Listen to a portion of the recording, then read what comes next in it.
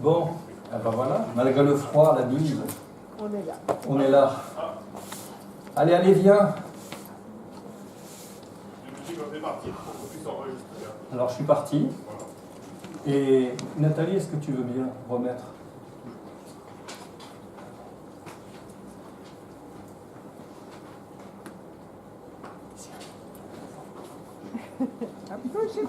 N'ayez pas peur, je ne mens pas. En tout cas, je ne laisse pas de traces. Ça va?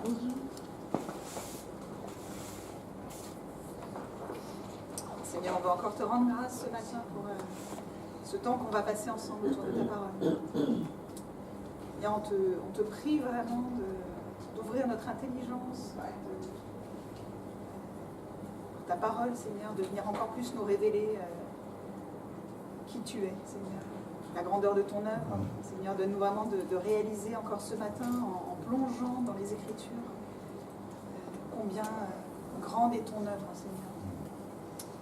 Quel beau projet tu as eu pour nos vies de toute éternité. Et Seigneur, tu l'avais en vision avant même notre naissance, Seigneur, et dans chaque détail de nos vies, dans chaque détail de ta parole, Seigneur, on peut entendre ton cri pour nous, Seigneur, ton cri d'amour pour nous. Merci encore pour Jésus que tu as envoyé. Et Seigneur, vraiment ce matin, on veut encore plus étendre nos racines vers toi, en toi, Seigneur, sur ta parole, pour que notre foi soit fondée sur elle, Seigneur. Merci pour ce qui va se passer. Je te prie pour Thibaut, Seigneur, renouvelle ses forces encore ce matin. Je te prie vraiment par rapport à sa santé. Interviens, Seigneur. Et merci de l'utiliser pour nous enseigner, Seigneur, et donne-nous vraiment d'être attentifs, donne-nous de comprendre ta parole ce matin. En ton nom, Jésus. Amen. Amen. Alors, toujours, on est toujours sur Abraham, qui ne s'appelle pas encore Abraham. Abraham, qu'est-ce que ça signifie?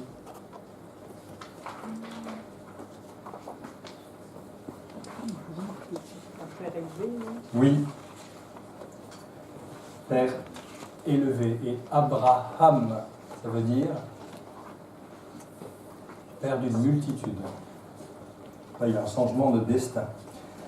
Alors aujourd'hui, on va étudier, donc on en est à notre 4e rencontre, le chapitre 14 et le début du chapitre 15. C'est la première guerre qui est mentionnée dans toute la Bible. Première guerre. Donc, comme j'ai pitié de vous, je vais lire les 8 premiers versets qui sont truffés de noms imprononçables. Oui. Sur le... Ah, sur l'enregistrement? Alors, je le rembobine. Tout va bien. Et redémarrer. Oh là là, si tu savais comme je connais ça. Dans mon boulot.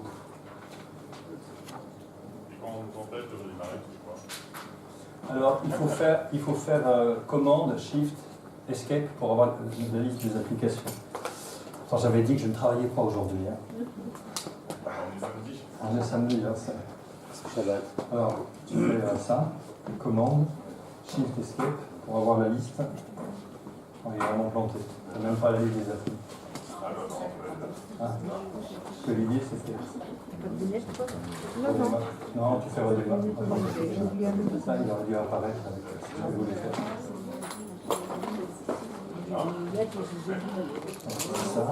Ça et ça. Voilà, c'est ça. Non. Fais juste ça, voilà.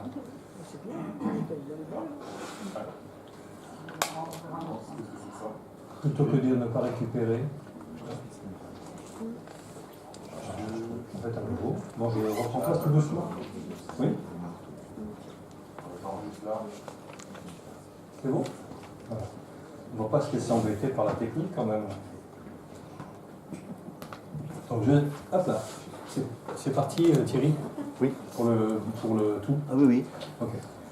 Donc disais-je, 4e rencontre, chapitre 14 jusqu'à une partie du 15, et c'est la première guerre dont il est fait mention dans la parole.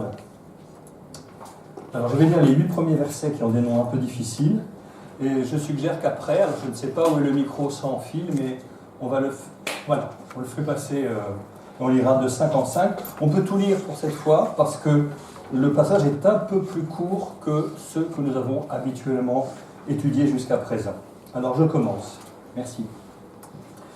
Dans le temps d'Amraphel, roi de Shinéar, d'Arjok, roi d'Elassar, de Kédor-Laomer, roi d'Élam, et de Tidéal, roi de Golim, il arriva qu'ils firent la guerre à Béra, roi de Sodome, à Birsha, roi de Gomorre, à Shinéab, roi d'Adma, à Shemebeher, roi de Tseboïm, et au roi de Béla, qui est Tsoar. Ces derniers s'assemblèrent tous dans la vallée de Siddim, qui est la mer Salée. Pendant 12 ans, ils avaient été soumis à Kédor-Laomer, et la 13e année, ils s'étaient révoltés. Mais la 14e année, Kédor-Laomer et les rois qui étaient avec lui se mirent en marche, et ils bâtirent les Réphaïm à Ashteroth-Karnaïm, les Tsumim à Ham, les Émim à Shaveh-Kiryataïm, et les Horiens dans leur montagne de Séhir, jusqu'aux chaînes de Paran, qui est près du désert. Puis, ils s'en retournèrent, vinrent à En-Michpat, qui est Kadès, et bâtirent les Amalécites sur tout leur territoire, ainsi que les Amoréens établis à Hatzatan-Tamar. Alors, s'avancèrent le roi de Sodome, le roi de Gomorre, le roi d'Adma, le roi de Tseboïm et le roi de Béla, qui est Tsoar.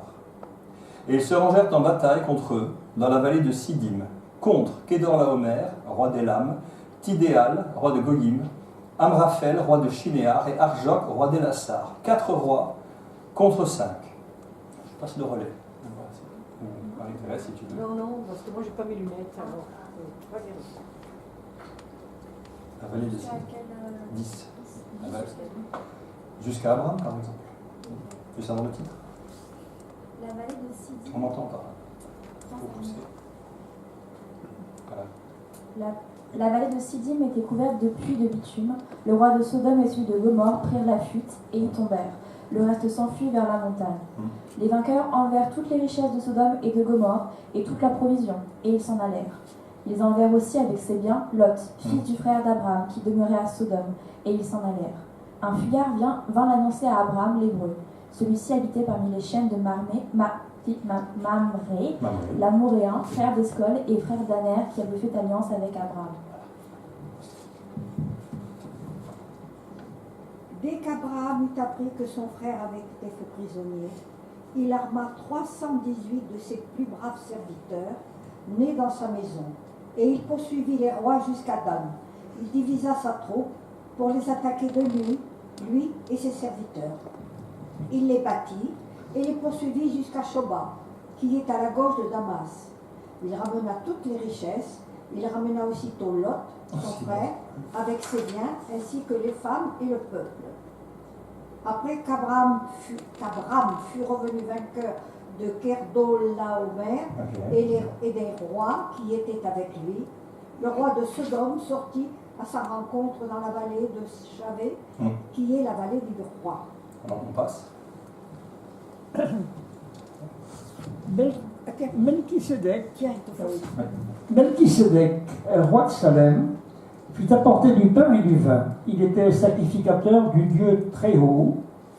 Il bénit Abraham et dit: Béni soit Abraham par le Dieu très haut, maître du ciel et de la terre. Béni soit le Dieu très haut qui a livré tes ennemis entre tes mains. Et Abraham lui donna la dîme de tout. Continue. Le roi de Sodome dit à Abraham, verset 21. Alors, la page de droite. Le roi de Sodome dit à Abraham: Donne-moi les personnes et prends pour toi les richesses. Abraham répondit au roi de Sodome: Je lève la main vers l'Éternel, le Dieu très haut, maître du ciel et de la terre. Je ne prendrai rien de tout ce qui est à toi, pas même un fil, ni un cordon de soulier, afin que tu ne dises pas: J'ai enrichi Abraham. Rien pour moi, seulement ce qu'ont mangé les jeunes gens, et la part des hommes qui ont marché avec moi, Aner, Escol et Mamré. Eux, ils prendront leur part. Tu vas bien? On enchaîne. Après ces événements, la parole de l'Éternel fut adressée à Abraham dans une vision. Et il dit: Abraham. ne crains point. Je suis ton bouclier et ta récompense sera très grande. Abraham répondit, Seigneur éternel, que me donneras-tu? Je m'en vais sans enfant, et l'héritier de ma maison, c'est Eliezer de Damas. Et Abraham dit, voici, tu ne m'as pas donné de postérité, et celui qui est né dans ma maison sera mon héritier. Alors, la parole de l'Éternel lui fut adressée ainsi. Ce n'est pas lui qui sera ton héritier, mais c'est celui qui sortira de tes entrailles qui sera ton héritier. Et après l'avoir conduit dehors, il dit, regarde vers le ciel et compte les étoiles, si tu peux les compter. Et il lui dit, telle sera ta postérité. Abraham crut en l'Éternel qui le lui imputa à justice. L'Éternel lui dit encore, je suis l'Éternel qui t'ai fait sortir d'Ur en Chaldée pour te donner en possession ce pays.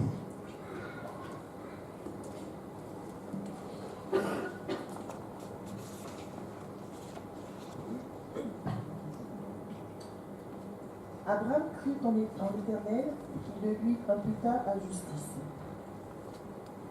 L'Éternel lui dit encore, je suis l'Éternel qui t'ai fait sortir d'Ur et du Chaldée, en Chaldée, pour te donner en possession ce pays. Abraham répondit, Seigneur éternel, à quoi connaîtrai-je que je le posséderai? Et l'Éternel lui dit, prends une génisse de 3 ans. Continue. Prends une génisse de 3 ans, une chèvre de 3 ans, un bélier de 3 ans, une tourterelle et une jeune codornice. Abraham prit tous ces animaux, les coupa par le milieu et mit chaque morceau l'un vis-à-vis de l'autre. Mais il ne partagea point les oiseaux. Les oiseaux de proie s'abattirent sur le cadavre et Abraham les chassa.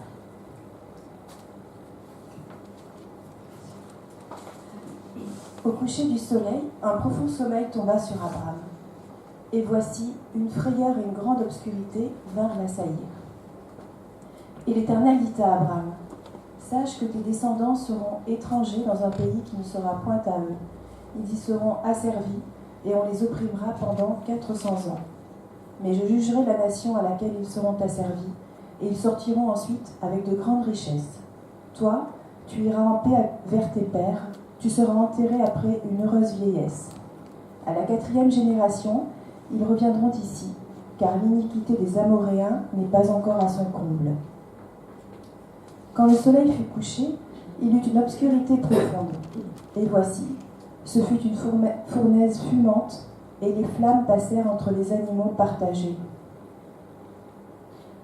En ce jour-là, l'Éternel fit alliance avec Abraham et dit, « Je donne ce pays à ta postérité, depuis le fleuve d'Égypte jusqu'au grand fleuve, au fleuve d'Euphrate, le pays des Kéniens, des Kéniciens, des Cadmoniens, des Essiens, des Phéréziens, des Réphaïm, des Amoréens, des Cananéens, des Girgasiens et des Jébusiens. » Voilà.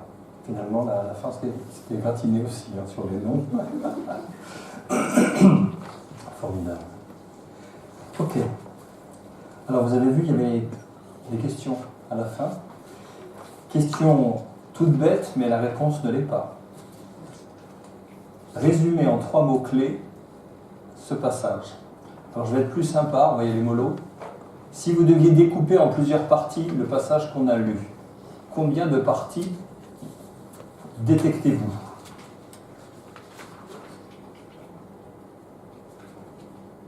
Quelles sont les grandes phases qu'il y a dans ce passage? On va les lire. Voilà. D'abord, il y a une guerre. Première chose. L'énoncé de toutes les guerres. Comment? L'énoncé de toutes les guerres qui se sont passées. Voilà. Une guerre qui n'était pas au départ la guerre d'Abraham, mais qui l'est devenue.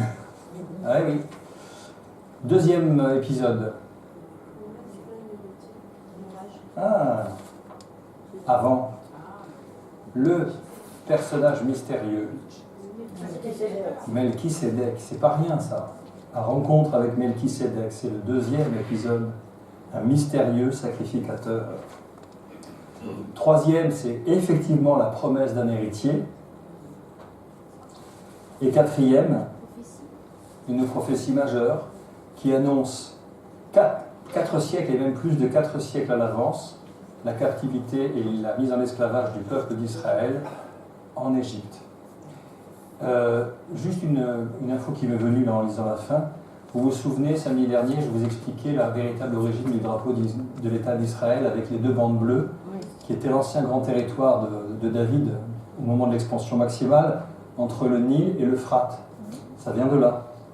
Depuis le fleuve d'Égypte jusqu'au grand fleuve l'Euphrate. Depuis le fleuve d'Égypte, c'est le Nil, jusqu'au grand fleuve d'Euphrate, en Babylonie. C'est ça les 2 bandes bleues que vous avez sur le drapeau d'Israël, c'est ça l'origine. La promesse est donnée ici pour la première fois. Alors il raconte une autre explication. Il vous parle du châle de prière, le talit que j'avais amené un dimanche ici, dont il se recoupe, il y a des bandes bleues aussi.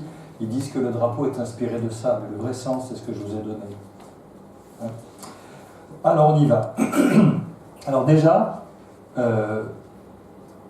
pour le contexte historique, j'aime bien replacer les choses très concrètement, on a retrouvé les noms de tous ces rois dans l'archéologie. Tous. Donc c'est pas du mythe. Pendant une époque, on avait dit oui, mais bon, c'est une invention, etc. On a retrouvé ces noms dans les annales royales d'autres rois. Donc c'est attesté. Dans le temps d'Amraphel, roi de Shinéar. Shinéar, qu'est-ce que c'est d'autre? Qu'est-ce qu'on pourrait dire d'autre? Shinéar. On a rencontré cet épisode 2 samedis d'ici, il y a 15 jours. Je vous aide. Il y a eu un édifice qui a été construit dont le sommet devait toucher le ciel, soi-disant. Ah, la tour de Babel. Elle était bâtie où? Elle était bâtie dans la plaine de Shinéar. Donc le nom Shinéar est devenu Babylone pour une raison simple, c'est que la tour Babel, en langage acadien, ça veut dire la porte des dieux. Et quand Dieu a confondu leur langage, il leur a donné le Babil, confusion. C'est un jeu de mots en hébreu. Babel, porte des dieux, Babil, confusion. Ah, tu veux faire Babel? Eh bien moi, l'Éternel, je te donne Babil, la confusion. Voilà. Donc quand on vous dit que dans le temps d'Amraphel, roi de Shinéar, c'est le roi de Babylone. C'est ça que ça veut dire. Arjok, roi d'Elassar, le royaume d'Elassar, on en a retrouvé des traces archéologiques extraordinaires. Kedor Laomer, le roi d'Elam, on parle des Élamites. Et on vous parle de Tidéa, le roi de Goyim. Alors, juste à propos de ces noms-là, Arjok, on l'a retrouvé sous le nom de Irakou, Arjok ou Arjak, Irakou, serviteur du dieu de la lune, ça veut dire. Arjok, c'est Irakou, serviteur du dieu de la lune. Et vous savez que au départ, Baal, c'est le dieu lune, qui par extension s'appelait Baala, qui est le Allah d'aujourd'hui.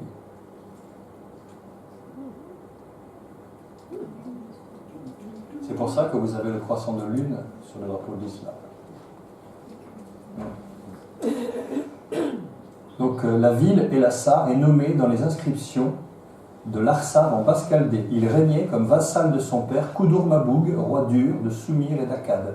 Donc le roi Amraphel, on a sa trace. Ensuite, Kedor Laomer, son père, Koudour-Nashundi, a conquis la Babylonie, puis Koudour-Maboug s'est avancé jusqu'à Canaan. Donc on a la preuve archéologique que les rois de Babylone ont poussé leur conquête jusqu'au pays de Canaan, là où était Abraham. Kedor Laomer est venu réprimer la révolte dans des pays qui ont été conquis par ses prédécesseurs en fait. Et comment ça se passait? Quand un pays était conquis, soit les gens étaient massacrés, soit ils étaient déportés, soit s'ils devaient rester sur place, on leur imposait un impôt extrêmement fort. Et donc pendant 12 ans, ces peuples-là ont payé l'impôt, mais la 13e, ils ont dit on en a ras-le-bol, on arrête de payer. Le temps que l'information remonte à Babylone, à l'administration centrale, et qu'ils redescendent, il a fallu 1 an. Et 1 an après, c'est ce qu'il est dit, la 14e année, le roi Kedor Laomer avec d'autres rois vient régler ses comptes en disant pourquoi vous n'avez pas payé, pourquoi vous vous révoltez, et il est venu mater la révolte. C'est ça que c'est le contexte de cela. D'accord? C'est ça que ça veut dire.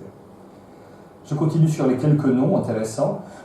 Kedor Laomer, ça veut dire serviteur du dieu Lagamar, un suzerain de Babylonie lui-même. Koudour, on retrouve Kedor, Koudour, c'est le même mot, on en retrouve partout. Serviteur, ça veut dire. Hein. Ok. Alors, il y a une chose que je voudrais entendre de vous. Il est issu d'où, Abraham? Il vient de Babylone. Oui. Il a fait tout un périple en croissant comme ça, en dôme, pour se retrouver en Canaan. Et les rois de Babylone, où est-ce qu'ils viennent faire la guerre? En Canaan. Comme si Babylone le poursuivait, cherchait à le rattraper. C'est quand même intéressant. Ça nous fait penser à une chose, c'est que dans la vie chrétienne, quand on a donné son cœur au Seigneur, le monde essaie de nous rattraper. On a de nombreux témoignages que plus on est radical, plus l'ennemi nous balance des rencontres, des gens du passé pour essayer de nous tirer en arrière. On a tous vécu cette expérience-là. Et là, Abraham, il pense avoir coupé, il a quitté son pays, sa patrie, la maison de son père, et voilà que c'est Babylone qui revient à lui sous la forme de troupes de guerre par milliers, voire par dizaines de milliers. J'imagine la tête d'Abraham de se dire, attends, j'ai tout quitté, je viens dans un pays très calme, j'ai mes troupeaux, je vais m'établir ici, et il faut qu'il y ait une guerre qui me suive à 2 pas de là où je me suis installé avec mes anciens co-religionnaires et mes anciens compatriotes. Alors voilà le décor. Maintenant, ce qui est intéressant aussi de noter, c'est que sur leur passage, les rois en question, ils en ont profité pour régler des comptes aussi avec des peuples qu'ils ont croisés sur leur route. Vous avez vu qu'avant de se rendre en Canaan, ils ont fait un petit tour, ils ont battu les Réphaïm, ils ont battu les Tsumim, ils ont battu les Émim, ils ont battu les Horites ou les Horiens.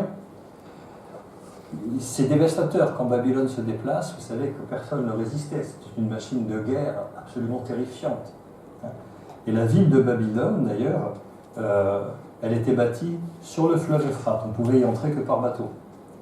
Et les forteresses, les murs de la ville étaient tellement larges qu'on pouvait y faire passer 4 chars de front, attelés à 4 chevaux chacun. C'est quelque chose de colossal. Mais quand Dieu dit que Babylone allait tomber, Dieu dit. Qu'est-ce qui s'est passé? Ce sont les Perses qui ont battu. Dieu a dit par la bouche de son prophète Ézéchiel, un siècle avant, il a dit, les ennemis arriveront à pied par le grand fleuve. En une nuit, tu seras dévasté. Cyrus, il a fait un barrage en amont de l'Euphrate, il a asséché l'Euphrate, les troupes sont entrées à pied. Et en une nuit, ça a été liquidé. C'est sous le roi Belshazzar. Daniel avait confirmé cela. Donc voilà, la parole de Dieu est vraie. Hein. Alors, un petit mot sur ces peuples-là, dont vous voyez des noms étranges. Alors, la télécommande, la zapette, j'ai oublié de la prendre. Elle est derrière moi, merci.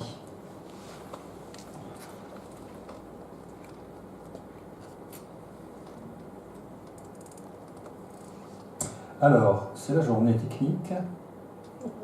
Est-ce qu'il n'y a plus de pile ou est-ce qu'il faut appuyer sur un endroit particulier? J'ai pas de laser déjà, tu sais. Oui, je veux bien. Il n'y a pas un bouton pour le non? Voilà. Alors tu peux avancer? Voilà, merci. Ça c'est la représentation en grand de ce que vous avez dans le guide pour que vous voyez les confrontations. Les rois qui sont en bleu à gauche, ce sont ceux-là qui se sont révoltés contre leur suzerain, Béra, Birsha, Shimeab, Shemeber et le roi de Béla. Et en face, on a les rois qui sont venus régler leur compte de Babylone, Kedor Laomer, Tidéal, Amraphel et Arjok. C'est ça la confrontation. Alors sur leur route, et là j'aurais besoin de tes doigts, Nico, aussi. Oui, pour la suivante, voilà. Il y a un roi, qui s'appelle, ne bougez pas, Tidéal, Béra, voilà. Vous savez, il y a une ville qui s'appelle, on le voit au verset 5, Ashteroth Karnaïm. Vous voyez, il est dit, et ils bâtirent les Réphaïm à Ashteroth Karnaïm. Ashtaroth Karnaim, si on traduit, ça veut dire les Astartés à 2 cornes. C'était une divinité qu'on adorait là-bas, que je vous ai représentée ici. Vous voyez, elle a 2 cornes, elle tient en laisse un lion, elle a des ailes, des lances, des arcs, etc. C'était Astarté qui vient de Babylonie. Astarté, qu'on appelle Ishtar également, Ishtar en Syrie, c'est Askeroth ou Asheroth, c'est Akhéra, c'est la même divinité. Agdictis en Anatolie, Cybèle, c'est la Diane des Éphésiens, c'est la Aphrodite des Grecs, c'est la Vénus des Romains. C'est la même entité spirituelle qui a traversé l'histoire depuis le départ. C'est la même. Hein? Alors, un mot sur ces peuples-là, les Réphaïm, les Tsumim, les Émim. La parole de Dieu parle dans Genèse 6 qu'il y a eu un moment une corruption. Ah, super, merci. Génial. Parle que après que les fils de l'homme prirent des femmes, les fils de Dieu virent que les femmes des hommes étaient belles, et ils en prirent pour femmes parmi toutes celles qu'ils choisirent. Des géants étaient sur la terre en ce temps-là. Il en fut de même après que, etc., etc. C'est Genèse 6. Donc, elle parle très clairement d'êtres d'une race particulière. On les appelle les Giborim, les géants, les héros. C'est le même mot, héros, géant. Et la Bible dit très clairement qu'il y a eu quelque part une corruption de l'ADN qui a fait qu'il y a une race particulière d'êtres gigantesques qui ont peuplé la terre. Et c'est pour ça que Dieu dit la tristesse au cœur. Je vous lis le passage, écoutez bien. Lorsque les hommes recommençaient à se multiplier sur la face de la terre et que des filles leur furent venues, les fils de Dieu, ce sont les anges, virent que les filles des hommes étaient belles et ils en prirent pour femmes parmi toutes celles qu'ils choisirent. Alors l'Éternel dit, l'Éternel dit, mon esprit ne restera pas à toujours dans l'homme, car l'homme n'est que chair, et ses jours seront de 120 ans. Les géants étaient sur la terre en ces temps-là. Il en fut de même après que les fils de Dieu, les anges, furent venus vers les filles des hommes et qu'elles leur eurent donné des enfants. Ce sont ces héros, Giborim, qui furent fameux dans l'Antiquité. L'Éternel vit que la méchanceté des hommes était grande sur la terre et que toutes les pensées de leur cœur se portaient chaque jour uniquement vers le mal. L'Éternel regretta d'avoir fait l'homme sur la terre et il fut affligé en son cœur. Et l'Éternel dit, j'exterminerai de la face de la terre l'homme que j'ai créé, depuis l'homme jusqu'au bétail, aux reptiles et aux oiseaux du ciel, car je regrette de les avoir faits. Mais Noé trouva grâce aux yeux de l'Éternel. Voici la postérité de Noé. Noé était un homme juste et intègre dans son temps. Le mot intègre ici se traduit pur de sang. Noé était un homme pur de sang dans son temps. Là, ce qui est en train d'être décrit là, c'est une corruption tellement élevée que même l'ADN en a été bouleversé. Et on ne cesse de parler des géants tout au long de la parole de Dieu. Par exemple, parmi les Amorites, on vous parle des Amoréens ou des Amorites ou des Horites ou des Horiens, ce sont tous les peuples qui habitent à la pointe sud de la mer Morte, qu'on appelle les villes de la plaine. Et là-dedans, il y avait 2 rois amoréens qui étaient Og, O-G, et Sihon, S-I-H-O-N, roi de Basan. Les 2. Et on décrit dans le Deutéronome, Og, roi de Basan, était resté seul de la race des Réphaïm, cette race des géants, les Réphaïm. Voici son lit, un lit de fer. N'est-il pas à Rabat, ville des enfants d'Ammon, les Ammonites? Sa longueur est de 9 coudées et sa largeur de 4 coudées, c'est-à-dire 3,70 m de long. Vous imaginez la taille du bonhomme, en coudées d'homme. Alors, chose intéressante, on a retrouvé un endroit à Gilgal Réphaïm, qui s'appelle le cercle des géants. On pense que c'est la chambre funéraire du roi Og. Et c'est gigantesque. C'est un portail nécromantique, dit-on. On y faisait des invocations démoniaques, des choses très laides. Et le plus grand cercle est à 159 mètres de diamètre, et l'ensemble est constitué de 37 000 tonnes de pierres, dont certaines sont tellement grandes, on ne sait pas comment ils les ont déplacées. On ne sait pas. Et c'est sans doute la tombe de Og, roi de Basan. Alors, ça c'est le passage que je vous ai lu dans Genèse 6. Hein. C'est ce passage-là que j'ai lu. Maintenant, regardez, d'autres passages. Vous savez, quand, avant de conquérir la terre promise, sous Moïse et puis Josué, ils ont envoyé des espions pour aller faire un repérage. Ils reviennent, les espions, et ils découragent tout le monde. Et il dit, nous y avons vu aussi des géants, les fils d'Anak, les Anakim, descendance des géants. Nous faisions l'effet de sauterelles, et c'est bien aussi l'effet que nous leur faisions. Et dans Deutéronome, cet épisode est encore repris. Où nous fais-tu monter, disent à Moïse, nos frères nous ont découragés en disant c'est un peuple plus grand et de plus haute stature que nous. Les villes sont grandes et leurs remparts montent jusqu'au ciel. Et même nous y avons vu des Anakim, la race des géants. Vous suivez toujours ? Alors, je vais vous montrer des pièces archéologiques très très connues. On a une d'elles qui est visitée par 20 millions de personnes par an et qui sont attestées. Voilà. Vous avez ici une empreinte de pied, ça se trouve à Lazovski en Russie, ici. Ah bon? Oui, ça c'est en Russie. Ça, c'est à Empou. Alors c'est un peu flou là-haut, j'ai l'impression. C'est un peu flou. Non? Moi je suis devant, c'est hyper. Non, je vous assure, c'est hyper flou. Alors c'est moi qui. Non, c'est flou. Ouais. Et on ne peut pas ici la régler un peu? Je vais essayer. Vous me dites si c'est mieux ou pas mieux, d'accord? Alors ça c'est la taille, d'accord? Il n'est pas fini le vieux, hein? Il a encore des yeux. Et moi je suis devant, donc c'est ça l'avantage.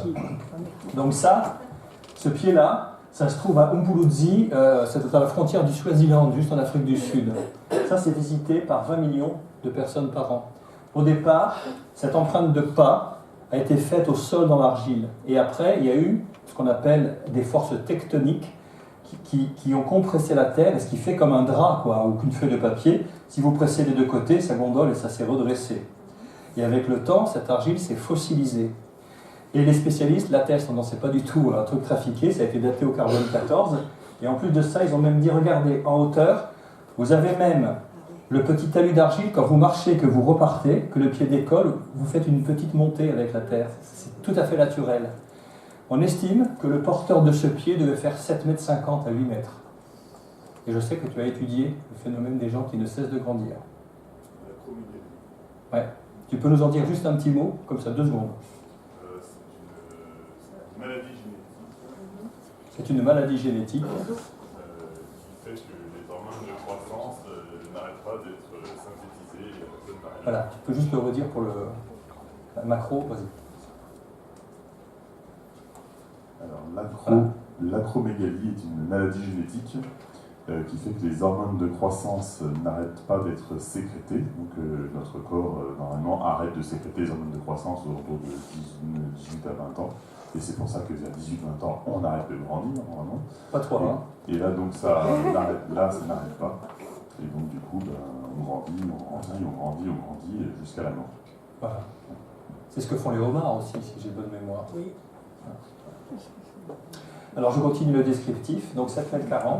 Pareil pour celui-ci, c'est la même histoire. Le pas était à l'origine horizontale, et puis avec les forces tectoniques, il y a eu des plis sur la Terre qui se sont faits, et il y a un pas de cette taille-là. Et qu'est-ce que c'est que ça là-haut, à votre avis? Vous avez repéré? Non. Tu rigoles? C'est l'index. Hein? C'est un index trouvé dans une momie en Égypte. Oh. Vous voyez, regardez, ça c'est l'ongle. Ah, oui. Le bout de l'index, deuxième phalange, troisième phalange, ça c'est un billet de banque pour vous donner la taille. Oh. C'est un index momifié. Et ici, on vous représente le dieu d'Enkidu Gilgamesh, roi d'Akkad, dont il est question, c'est la plus vieille épopée de l'humanité, qui s'appelle l'épopée de Gilgamesh. Mais ce Gilgamesh n'est autre que Nimrod, le constructeur de la tour de Babel.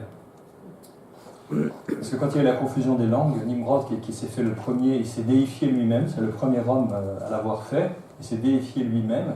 Mais après la confusion des langues, Nimrod a été connu au travers de plusieurs noms. Et ces noms, ils sont devenus Gilgamesh, Baal, Saturne et tant d'autres. C'est lui l'origine de ça. Et il est représenté comme un géant. On disait qu'il était constitué aux 2 tiers homme et 1 tiers ange. 1 tiers Dieu, c'est ce qu'on disait de lui. Et là on le représente avec un lion dans la main. Donc il y a eu une race de géants. Je continue, regardez. Quelques outils qu'on a retrouvés au Botswana. Je me suis trompé, c'est là. Voilà. Les outils qu'on a retrouvés au Botswana. Quelle main était capable de manipuler un silex pareil? Voilà le silex à peu près normal par rapport à une main humaine, regardez. Ici, on a retrouvé en 1911 au Nevada, dans le fond d'une grotte, cette mâchoire-là, comparée à une mâchoire humaine normale. Ici, en Sibérie, un squelette d'un homme qui fait dans les 4 mètres. En Arabie saoudite, un crâne qui fait la moitié du corps de celui qui est en train de le dégager. Voilà. Donc quand on vous dit des géants, ben voilà, c'est pas du tout de la légende, c'est pas du mythe, il n'y a pas de mythe dans la parole de Dieu.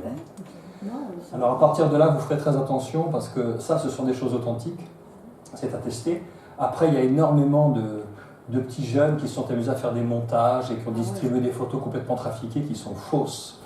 Mais pour celle-ci, je vous garantis 20 millions de visiteurs chaque année. 20 millions. Et il y a même ici l'homme de Shanghai Minas en Équateur. Alors l'histoire de cela, c'est dans la province de Loja, au sud de l'Équateur, à la frontière du Pérou.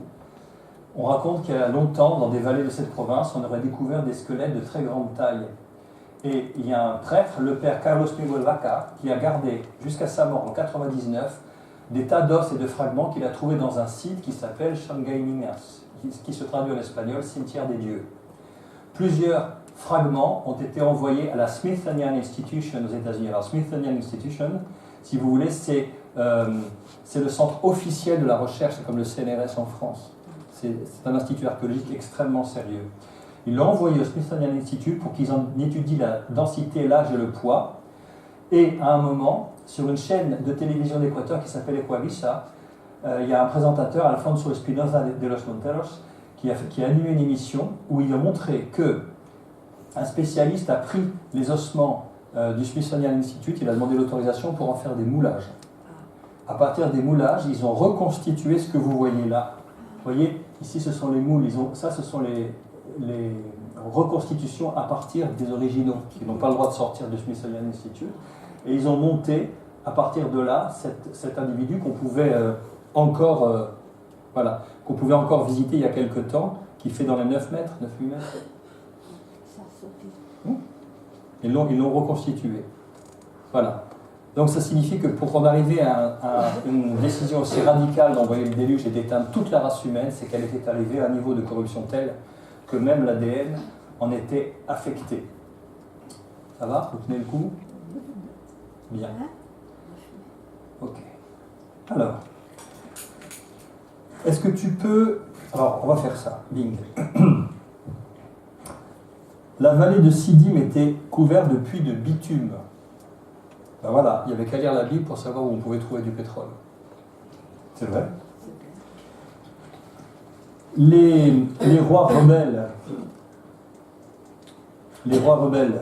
s'enfuirent vers la montagne.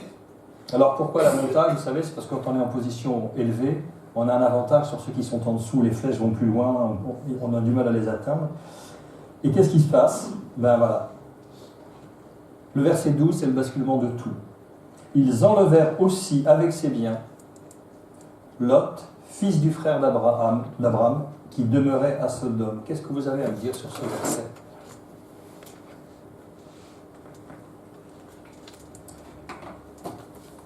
Il y a une réflexion à faire. Ils enlevèrent aussi avec ses biens Lot, fils du frère d'Abraham, qui demeurait à Sodome. C'est quoi le parcours de Lot? Depuis le début, qu'est-ce qu'on peut dire de Lot?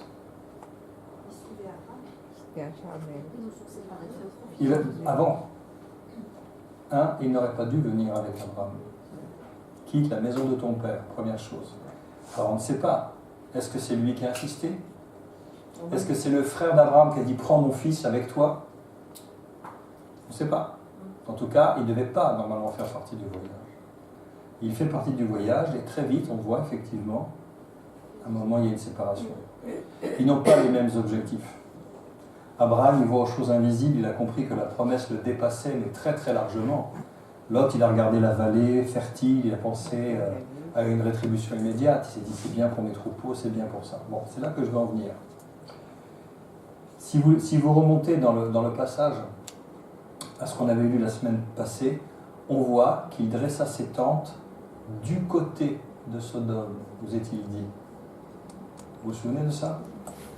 Il dressa ses tentes du côté de Sodome. Les villes de la plaine, dont Sodome, Adma, etc., faisaient partie, Gomorrhe, elles avaient une réputation de corruption que même d'autres textes que la Bible rapportent. Il y a des textes des auteurs anciens qui rapportent la réputation de ces villes-là, de corruption, de méchanceté, de corruption sexuelle, etc., etc. Et l'on voit Lot qui commence à dresser ses tentes du côté de Sodome. Et puis à un moment, on nous dit qu'il demeurait à Sodome. C'est ça que je voulais vous faire relever. Qu'il demeurait. Il est dans la ville maintenant. Il n'avait rien à y faire. D'abord, c'est un berger. Un berger, il est itinérant. Donc lui, il a planté. Alors, on va voir que plus tard, non seulement il demeurait à Sodome, mais on va voir qu'il est à la porte, c'est-à-dire qu'il fait partie du conseil municipal. Malgré l'épisode qui a eu lieu là, il n'a pas quitté Sodome, il est retourné à ses responsabilités. Alors ça nous parle de quoi, ça? Ça nous parle de la compromission dans la vie d'un chrétien. Ça commence très doucement. On met un orteil dans la zone interdite, puis 2, puis 5, puis 2 pieds, et puis à un moment, on demeure à Sodome, on se retrouve dedans, avec les conséquences que l'on voit ici.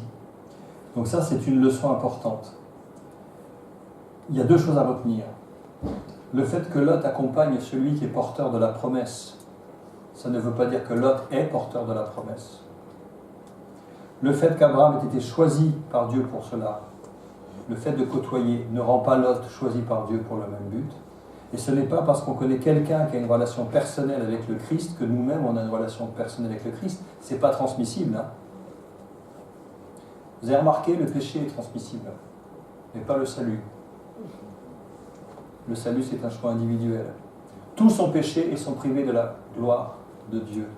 On récupère ça par notre naissance. Mais le salut, c'est un choix individuel. Et là, on voit que cette guerre aurait pu passer à côté d'Abraham. Ce n'était pas ses oignons, ses affaires territoriales, d'impôts non payés. Qu'est-ce qu'il a à faire avec ça? Mais là, malheureusement, il se trouve impliqué à cause de Lot. Donc vous voyez, il y a des conséquences. Heureusement, Dieu est bon, il redresse les choses. Mais ce n'était pas dans le plan de départ, ça. Ça retarde les choses. Et on voit qu'effectivement, ils enlèvent avec ses biens Lot. Qu'est-ce qu'on peut dire de ces biens? Est-ce que vous vous rappelez les biens de Lot? Ils sont considérables. Ils sont tellement énormes qu'ils ne peuvent pas cohabiter avec Abraham. Ils ont trop de moutons et la vallée n'est pas suffisante pour eux. C'est pour ça qu'ils se séparent. Donc il avait une fortune personnelle considérable, Lot. On va voir comment il finit. Hein? Ils s'en allèrent. Et verset 13, qu'est-ce qu'on voit au verset 13? Un fuyard vint l'annoncer à Abraham l'hébreu. Alors, outre que c'est la première fois que le mot hébreu est cité dans toute la Bible, c'est là. Hébreu, ça vient d'une racine apirou ou abirou, qui veut dire ceux de l'autre côté, venus de l'autre côté. C'est ça que veut dire le mot hébreu. Donc c'est la première, l'homme venu de l'autre côté, abirou ou apirou. Un fuyard vint l'annoncer à Abraham. Vous ne voyez pas la main de Dieu là-dedans? Et comment il aurait su, Abraham? Comment aurait-il su que Lot avait été capturé avec ses biens s'il n'y avait pas eu ce fuyard? Et vous voyez, j'aime dire cela. La parole de Dieu est constellée d'anonymes, de petites mains comme ça, on ne connaît même pas leur nom, mais qui ont changé la face du monde. Des anonymes. Il y en a plein. Je vous donne un exemple que j'ai donné aussi mercredi dernier. Vous connaissez l'histoire de Naaman, le Syrien. Vous vous souvenez de ça? Oui. Quelle est la caractéristique de ce grand général syrien Naaman? Qu'est-ce que vous pouvez dire à son sujet? J'ai entendu, mais timidement. Il avait la lèpre. Naaman avait la lèpre. Et vous allez lire ça dans le 2e livre des rois. 2e livre des rois, chapitre 5. On nous parle de ce roi, enfin ce général d'armée très puissant, aimé de tout le monde, invisiblement, un grand général. Et le récit commence comme ceci. C'est magnifique. C'est 2 rois 5. Naaman, chef de l'armée du roi de Syrie, jouissait de la faveur de son maître et d'une grande considération, car c'était par lui que l'Éternel avait délivré les Syriens. Mais cet homme fort et vaillant était lépreux. Or, les Syriens étaient sortis par troupes et ils avaient emmené captive une petite fille du pays d'Israël qui était au service de la femme de Naaman. Elle dit à sa maîtresse, « Oh, si mon Seigneur était auprès du prophète qui est à Samarie, le prophète le guérirait de sa lèpre. » Cette toute petite gamine de rien du tout, on ne connaît même pas son nom, on dit la captive. Qu'est-ce qu'elle fait? Elle parle à la femme de Naaman, la femme de Naaman en parle à Naaman, Naaman en parle au roi, le roi dit on va faire une délégation diplomatique officielle pour que tu ailles voir ce prophète et te faire guérir. Et qu'est-ce qui s'est passé ensuite? Cet homme vient avec tout un appareil, des chars, des cadeaux, etc. Et quand il arrive devant la maison du grand prophète Élisée, Élisée ne se déplace même pas lui-même, il envoie son serviteur Géasi en disant « Dis à Naaman de se tremper 7 fois dans le Jourdain ». Qui est bout à cette époque, hein, c'est pas très propre. Et là, Naaman, qui a l'habitude des honneurs et d'être respecté et craint, il pique un coup de sang, il dit quoi? Il se déplace même pas et il me demande ça. Est-ce qu'on n'a pas des fleuves beaucoup plus imposants chez nous, le Parpar et tant d'autres Et puis il s'apprête à repartir à vide. Et les serviteurs de Naaman lui disent, mais enfin, si le prophète avait demandé quelque chose de compliqué, de difficile, ne l'aurais-tu pas fait? Combien plus tu dois le faire puisque c'est facile? Il le fait, il se trempe 7 fois et il ressort avec la peau comme un petit enfant, est-il dit. Et cet homme, il reconnaît avant de partir qu'il n'y a que l'Éternel qui est Dieu. Et il dit, quand je repartirai, pardonne-moi parce que quand mon maître va dans le temple de son Dieu Rimmon et qui s'incline, comme il est vieux, il s'appuie sur moi, je suis obligé de m'incliner devant l'idole, que l'Éternel pardonne le fait que je me... Parce qu'en fait, je ne veux pas l'adorer, mais c'est mon roi qui m'oblige à le faire. Et Élisée lui dit, va en paix. Qui vous dit que ce n'est pas cet homme qui a amené le culte de l'Éternel en Syrie? Grâce à qui? Une petite captive de rien du tout qui a été envoyée. Ce fuyard, c'est la même chose, et il y en a plein, cherchez, ce serait intéressant de faire une étude dessus. Donc personne n'est insignifiant dans le plan de Dieu, voilà ce que ça veut dire. Tiens, un autre. Ananias. Est-ce que vous arrivez à le situer? C'est difficile ça. Qui est Ananias? Alors c'est... Non, alors c'est pas celui-là. T'as raison, hein. C'est un autre Ananias, on ne parle de lui qu'une seule fois. Voilà, comme Marc Ananias Saphira, une fois aussi, pour cause. C'est simplement celui qui est allé voir l'apôtre Paul et qui a déclenché son ministère quand il était aveugle. Il lui a dit, voilà, Dieu t'envoie vers les nations, recouvre la vue. On n'en parle plus de cet homme, il a déclenché juste l'apôtre Paul quand même. Il y en a plein comme ça. Donc attention, quand Dieu vous demande de faire quelque chose, même si ça vous paraît insignifiant, faites-le, vous ne savez pas derrière ce que ça va déclencher. Il y a toujours un plan B avec Dieu, il n'est pas surpris. S'il te choisit pour faire quelque chose, tu ne veux pas le faire, il trouvera quelqu'un d'autre. Mais au départ, c'était quand même toi qui étais dans le plan. Dommage parce qu'on perd quelque chose. Là, obéir, tout de suite, avec le sourire. Vous vous souvenez? Mon neveu, je disais ça. Voilà.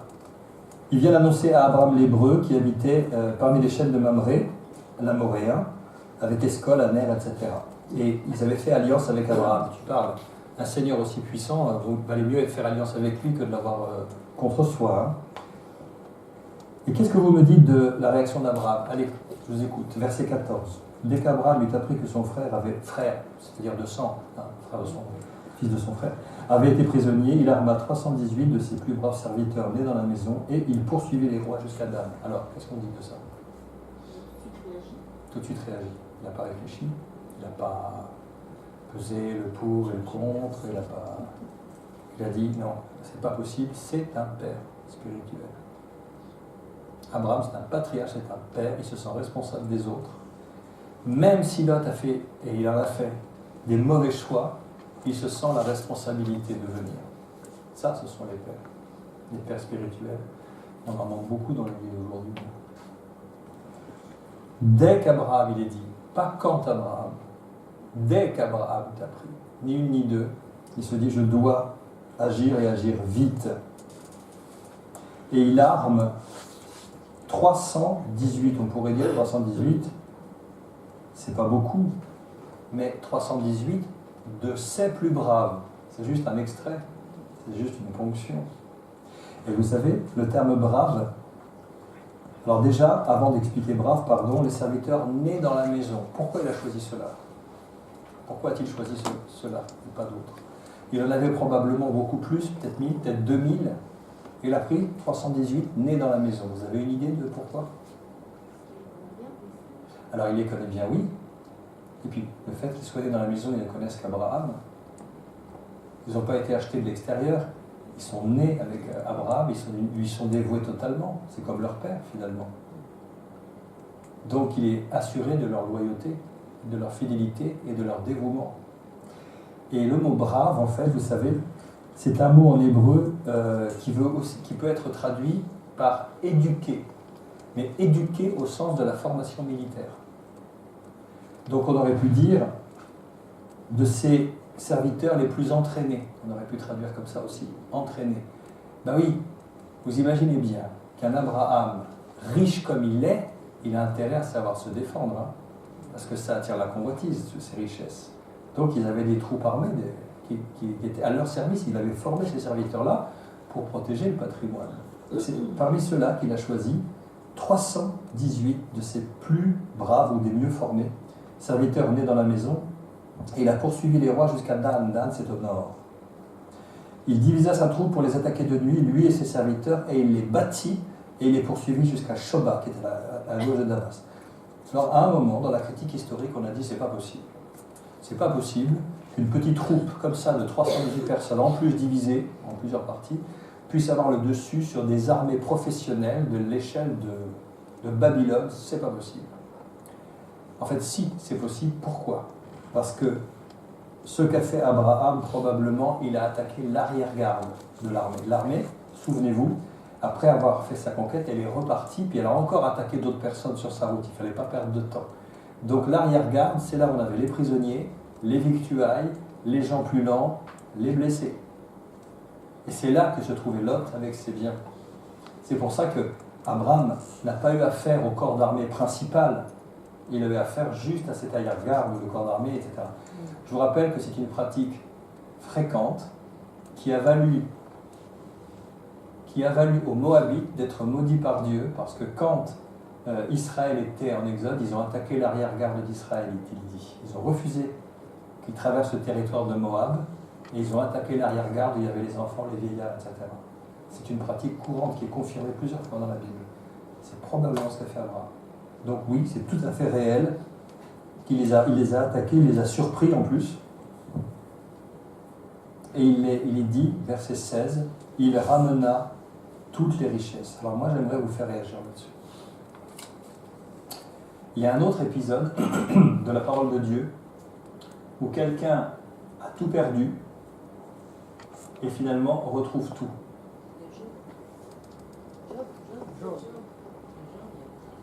Alors, oui et non.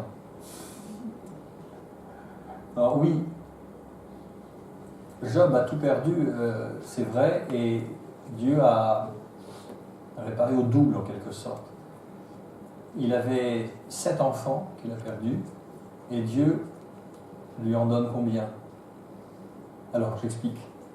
Il avait par exemple 250 chameaux, Dieu lui en donne 500. Il avait 5000 brebis, Dieu lui en donne 10 000, il double tout. Il avait 7 enfants, Dieu lui en donne combien? Non, 7 autres, parce que les autres vont ressusciter. Vous regarderez dans Job. Il n'en donne pas 14, ça ferait 21 moments. Il en donne 7, parce que les 7 autres vont ressusciter, donc 7 plus 7, il a effectivement doublé. Vous ne croyez pas? Ah, je vois dans votre œil, je vois, voilà.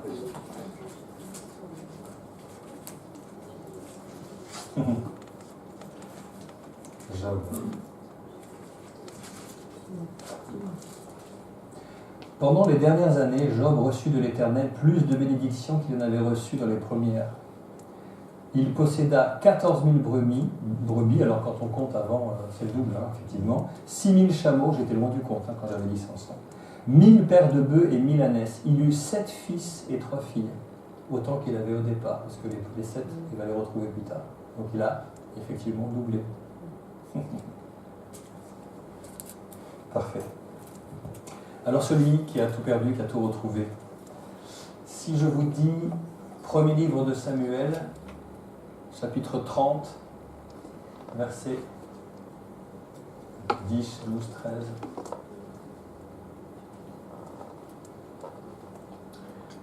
C'est le roi David. David, à un moment, il n'est pas encore établi dans la royauté. Il a Saül sur le dos qui veut lui faire la peau et qui le poursuit partout. Et à un moment, il s'est réfugié du côté des Philistins. Et avec ses troupes, de temps en temps, David fait ce qu'on appelle dans la culture arabe des razzias. C'est comme ça que Mahomet a fait, effectivement. Et donc, à un moment, pendant qu'il était en train de faire une razzia, les Amalécites sont tombés sur le camp de David et ont tout emporté, les biens, les femmes, les enfants, tout. Et il est dit, voilà, David et ses gens arrivèrent à la ville et voici, elle était brûlée. Et leurs femmes, leurs fils et leurs filles étaient emmenés captifs. Alors David et le peuple qui était avec lui élevèrent la voix et pleurèrent jusqu'à ce qu'ils n'eurent plus la force de pleurer. Les 2 femmes de David avaient été amenées, Achinoam de Jizréel et Abigail de Carmel, femme de Nabal. David fut dans une grande angoisse, car le peuple parlait de le lapider, parce que tous avaient de l'amertume dans l'âme, chacun à cause de ses fils et de ses filles. Mais David reprit courage, en s'appuyant sur l'Éternel son Dieu. Il dit au sacrificateur Abiatar, fils d'Achibélec, « Apporte-moi donc l'éphod. » Abiatar apporta l'éphod à David. Et David consulta l'Éternel en disant, « Poursuivrai-je cette troupe? L'atteindrai-je » L'Éternel lui répondit, « Poursuis, car tu atteindras et tu délivreras. » Et David se mit en marche, lui et les 600 hommes qui étaient avec lui. Ils arrivèrent au torrent de Bessor, ils s'arrêtaient, où s'arrêtèrent ceux qui restaient en arrière. L'arrière-garde, encore une fois. David continua la poursuite avec 400 hommes. Ils étaient 600, il continuait 400. 200 hommes s'arrêtèrent, trop fatigués pour passer le torrent de Bessor. Ils trouvèrent dans les champs un homme égyptien qui... Un fuyard va annoncer à Abraham. Tiens, encore un anonyme. Écoutez. Un homme égyptien qu'ils conduisirent auprès de David. Ils lui firent manger du pain et de l'eau à boire et boire de l'eau. Et ils lui donnèrent un morceau d'une masse de figues sèches et 2 masses de raisins secs. Après qu'il eut mangé, les forces lui revinrent, car il n'avait point pris de nourriture ni bu d'eau depuis 3 jours et 3 nuits. David lui dit, « À qui es-tu et d'où es-tu » Il répondit, « Je suis un garçon égyptien au service d'un homme amalécite. Et voilà 3 jours que mon maître m'a abandonné parce que j'étais malade. Nous avons fait une invasion dans le pays des Kérétiens, sur le territoire de Juda, et au midi de Caleb, et nous avons brûlé Tziklag, c'est là où était David. David lui dit, « Veux-tu me faire descendre vers cette troupe ?» Et il répondit, « Jure-moi par le nom de Dieu que tu ne me tueras pas et que tu ne me livreras pas à mon maître, et je te ferai descendre vers cette troupe. » Il lui servit ainsi de guide, et voici, les Amalécites étaient répandus sur toute la contrée, mangeant, buvant et dansant, à cause du grand butin qu'ils avaient enlevé au pays des Philistins et du pays de Juda. David les battit depuis l'aube du jour jusqu'au soir du lendemain, et aucun d'eux n'échappa, excepté 400 jeunes hommes qui montèrent sur des chameaux et s'enfuirent. David ramena tout ce que les Amalécites avaient pris, et il délivra aussi ces 2 femmes. Il ne lui manqua personne, ni petit, ni grand, ni fils, ni fille, ni aucune chose du butin, ni rien de ce qu'on leur avait enlevé. David ramena tout. Alors c'est quoi la leçon pour nous? Connectons ça à nos vies. C'est qui le grand voleur, le pillard aujourd'hui, qui ne vient que pour voler, égorger, détruire? C'est Satan. Et qu'est-ce qui est venu faire le Fils de l'homme? Jésus. Qu'est-ce qu'il est venu détruire dans l'évangile de Jean? Car le Fils de l'homme est venu détruire les œuvres du diable. Il est venu pour nous donner la vie et la vie avec abondance. La règle, c'est que quand vous donnez votre vie à Christ, vous êtes en règle avec Dieu, ça y est, il n'y a plus de contentieux entre lui et vous. Le péché, oublié, mais vraiment oublié. Il n'y a que Dieu qui a la capacité de déconnecter sa mémoire. Pourtant, il a une grande mémoire. Il a une très très grande mémoire, Dieu, très très grande. Mais quand on lui demande pardon pour des choses qu'il a déjà pardonnées, il vous dit, mais de quoi tu me parles? Je ne comprends pas. Parce que c'est déjà oublié pour lui, c'est soldé, c'est fini, terminé. Il dit, je mettrai vos péchés au fond de la mer, dans Ésaïe. Le fond de la mer, on ne l'a pas encore exploré. Donc si Dieu a choisi cette expression, c'est pour vraiment dire que personne n'ira rechercher ce que moi j'ai enfoui. Donc c'est fini, c'est terminé. Mais vous avez des comptes à régler avec l'autre qui vous a volé. Il y a des choses à reprendre. Alors, moi je voudrais être clair là-dessus. Il y a un enseignement que l'on trouve beaucoup qui est, c'est juste et juste en partie, on dit Dieu a tout accompli, Christ a tout accompli, c'est vrai, par rapport au salut, par rapport à la rédemption, par rapport à tout ça, il a tout rétabli. Dans l'Apocalypse, il dit c'est fait, le royaume est à notre Dieu. Bon. Mais partons du principe que tout ce qui est arrivé à Israël a été pour notre instruction, pour qu'on apprenne pour nos propres vies en regardant ce qui s'est passé chez eux. Est-ce que c'est le Seigneur, l'Éternel, qui a conquis la terre promise pour le compte d'Israël? Je vous pose la question. C'est bien à Israël de l'avoir fait. Même Dieu leur a fait des reproches en disant « Mais qu'est-ce que vous faites? Il y a encore des Amoréens dans la montagne que vous ne l'avez pas chassés. Si vous ne le faites pas, ils seront plus tard des fouets dans vos flancs et des épines dans vos yeux. » Dieu prévient en disant « Vous devez faire le nettoyage du territoire de la terre promise et ne pas laisser vos ennemis à tel et tel endroit. » Or, ce qu'on voit, c'est que du temps de Josué, tous n'avaient pas été chassés ni détruits. Et plus tard, il dit « Ils vivèrent au milieu d'Israël jusqu'à ce jour, avec tous les ennuis que l'on peut imaginer. » Alors, à chaque fois, on pense que, bon, c'est pas si grave, à la limite, ils sont assujettis, on leur met un tribut, très bien. Vous croyez que c'est pas si grave? Dieu avait dit qu'il fallait vraiment vouer par interdit tous ces peuples abominables qui, à l'époque,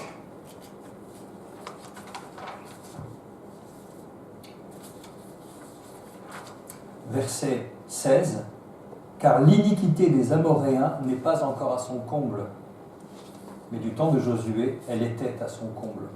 Ils pratiquaient des choses que je ne veux pas vous dire ici. Donc, ils devaient les détruire. Et il y avait un certain peuple, les Gabaonites. Ça vous dit, les Gabaonites? En fait, ils étaient juste de l'autre côté de la montagne. Ils auraient dû faire partie des pays, des peuples qui devaient être exterminés et chassés. Et ils ont été rusés.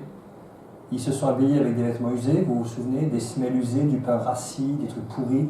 Et ils sont arrivés vers Josué en disant « On est d'un peuple lointain, on a appris tout ce que vous faites au peuple que vous attaquez, et on est venu faire alliance avec vous pour que vous nous laissiez la vie. » Et Josué, au lieu de consulter l'Éternel, qui leur aurait dit très très simplement « C'est un peuple abominable que juste de l'autre côté de la montagne », ils n'ont pas consulté l'Éternel. Et il est dit qu'Israël fit alliance avec les Gabaonites. D'accord?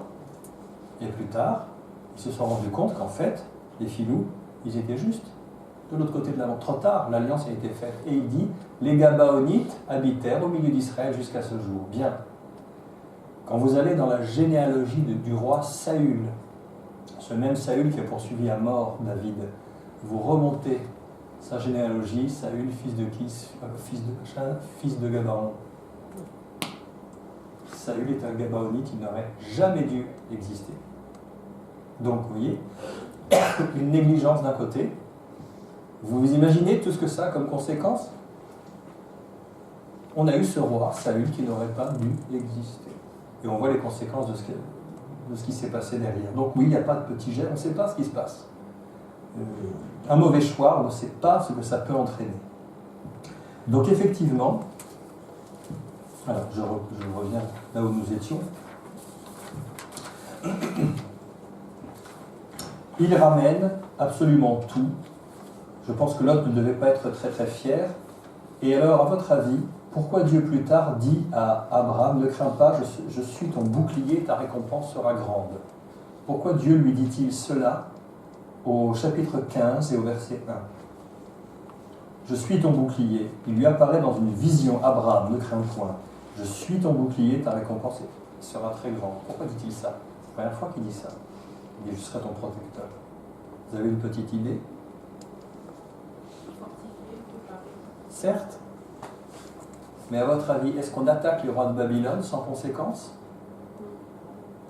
Il s'est attaqué au roi de Babylone. Donc, ils sont connus pour ne pas être des tendres. Donc il s'est dit, je me suis fait un ennemi gigantesque, pensait Abraham. Et Dieu lui dit, ne crains pas. je serai ton bouclier. Il y a des promesses. Dieu est bon, il connaît nos cœurs, il sait qu'on est fragile, il sait qu'on a peur, etc. Il renforce sa promesse avec un élément nouveau. Il lui a dit qu'il le bénirait, il a dit qu'il le multiplierait. Mais là, il ajoute que je serai ton bouclier. C'est un terme de guerre. Je serai ton bouclier. Ne crains pas, n'aie pas peur. Important, hein? Et là, on arrive au passage le plus important. Écoutez bien. Melchisédek, roi de Salem, fit apporter du pain et du vin. Tiens. Il était sacrificateur du Dieu très haut. Et il bénit Abraham. Et il dit, alors j'ai le passage, je crois. Voilà. Béni soit Abraham par le Dieu très haut, maître du ciel et de la terre. Béni soit le Dieu très haut qui a livré tes ennemis entre tes mains. Et Abraham lui donna la dîme de tout. Alors, qui est ce Melchisédek? Qui est-il à votre avis? Jésus. Eh oui. C'est une apparition du Christ avant son incarnation, ce qu'on appelle une Christophanie. Théophanie, manifestation visible de Dieu. Christophanie, manifestation visible du Christ avant son incarnation. Vous en connaissez une autre qui revient souvent. Épiphanie, c'est la tradition catholique déjà, et d'une. Et puis c'est universel. J'ai creusé pour savoir ce qu'il y a dans le dogme, qu'est-ce qu'il dit à propos du dogme. Ça, c'est pas biblique. Hein. Tu sais ça, ouais. L'ange de l'Éternel. Souvent, on a ce personnage étrange qui apparaît. L'ange de l'Éternel, c'est Christ avant son incarnation. Vous le voyez dans Zacharie 3, etc. Avec Josué, je suis le chef de l'armée de l'Éternel, etc. Alors, quelques indices qui vont dans ce sens-là, cette explication qu'il est le Christ. Allez-y. Il n'a pas de mère ni de père. Il n'a pas de mère, ni de père, ni de généalogie. Un personnage aussi important, présenté dans la Bible, sans dire un tel, fils d'un tel, ça n'existe pas dans la pensée juive. Aaron, fils d'un tel, fils d'un tel. On situe toujours par rapport à une lignée. Et lui, il débarque, pas de père, pas de mère, pas de généalogie, pas de début, pas de fin. Mystérieux. C'est le seul, hein, de toute la Bible, qui n'est pas de généalogie entre nous. Très bien. Autre élément. Écoutez, il y en a 14. Hein. Comment? Oui. Il est, alors, Tzadok, Tzedek, ça veut dire justice. Donc, il est roi de justice déjà, et d'une. On sait celui qui mérite ce titre, qui s'appelle le soleil de justice, c'est Christ. Salem, Shalom, qu'est-ce que ça veut dire? La paix. Il est roi de paix. Quel est le titre dans Ésaïe 6 du Christ? Il est prince de la paix. Autre indice. Alors on va les passer en revue, d'accord? Roi de justice, Tzedek, Tzadok. Justice, intégrité, droiture, ça veut dire. Il est roi de Salem, la paix. C'est lui qui va vers Abraham. Il sort de sa ville, de la future Jérusalem d'ailleurs. Hein. Il sort de la ville, il va vers Abraham. Il est envoyé vers Abraham. Et vous savez que le mot apôtre, apostolos, ça veut dire envoyé. Donc il est envoyé. Le Christ a dit, comme le Père m'a envoyé, moi aussi je vous envoie. C'est un apôtre. Il est envoyé par Dieu, puisqu'il va au-devant d'Abraham. Il exerce la royauté dans le futur territoire de Juda, qui n'est pas encore arrivé. Parce qu'il faut qu'Abraham mette au monde Isaac, qu'il mette au monde Jacob, qu'il mette au monde les 12 tribus de Juda, et que bien plus tard, du temps du roi David, quand le territoire sera découpé, le royaume de Juda contient Jérusalem, Juda et Benjamin, et les Lévites qui servent le temple. Donc ce roi, il est déjà en place sur le territoire du futur Juda, d'où est issu le Seigneur Jésus-Christ. Il est de la tribu de Juda. Il est sacrificateur, c'est-à-dire qu'il est prêtre. Ça vous dit rien, ça? Nous, on lit ça comme ça, mais... Il est roi et sacrificateur. Certes, mais qu'est-ce qu'on peut dire à ce sujet?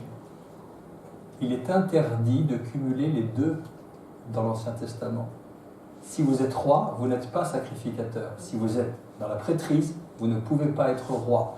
Le seul qui a les deux titres, c'est le Christ. C'est le seul qui est à la fois roi et sacrificateur. Comme lui. Donc c'est bien lui dont il est question ici.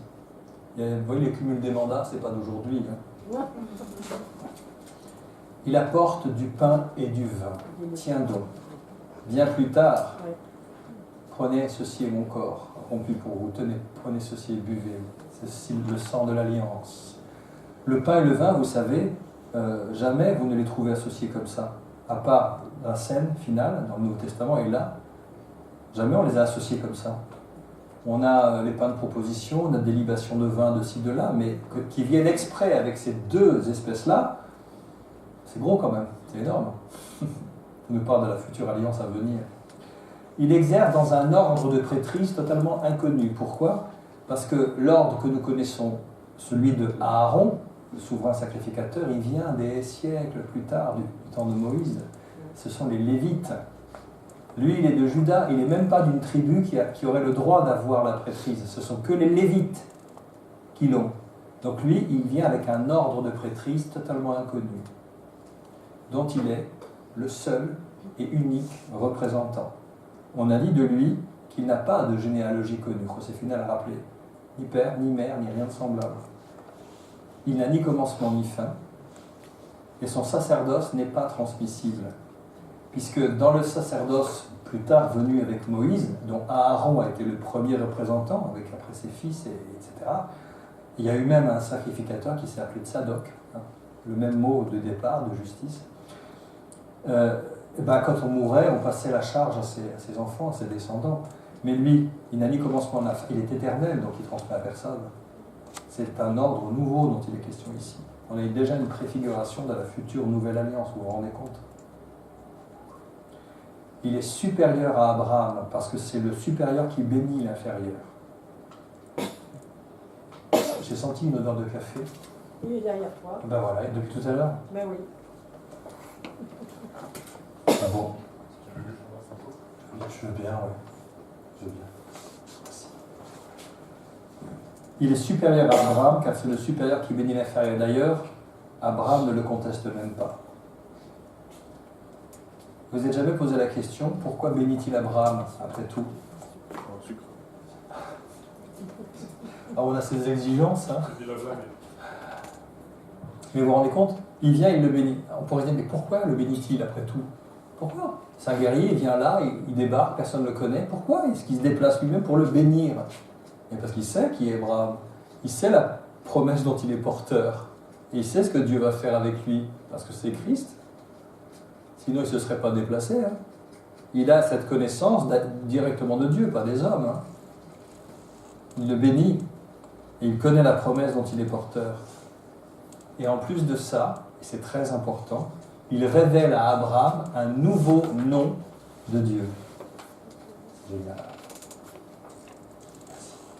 Qu'est-ce qu'on est gâté.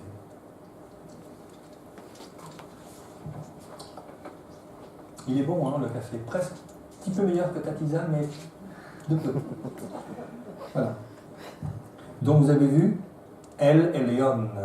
Alors El Elyon, le Dieu très, très haut. On pourrait dire le suprêmement élevé.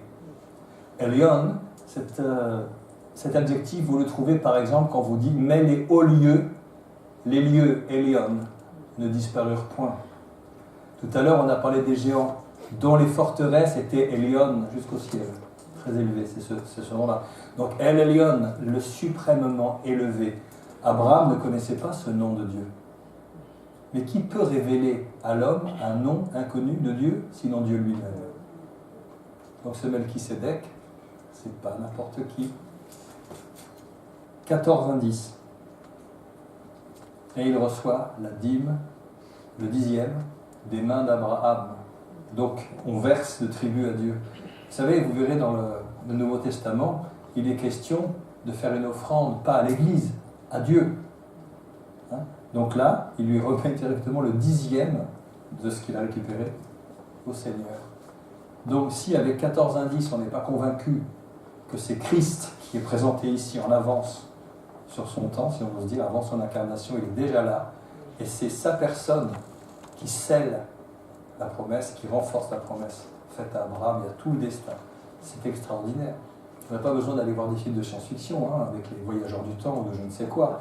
Voilà Christ qui sait qu'il va donner sa vie 2200 ans plus tard, qui vient sceller une promesse dont il sait qu'il est lui-même l'aboutissement. Toutes les familles de la terre seront bénies en toi, parce que c'est moi, le Christ, qui vais finir à être ta descendance plus tard. Vous vous rendez compte? Donc, voilà ce personnage. Il incarne les ministères prophétiques, la royauté, la sacrificature, tout ce qui est Christ en fait. Et c'est Dieu qui l'a institué. Tu es sacrificateur pour toujours à la manière de Melchisédek. Le Seigneur, à ta droite, brise les rois au jour de ta colère. C'est dans le psaume 110, si vous voulez dire.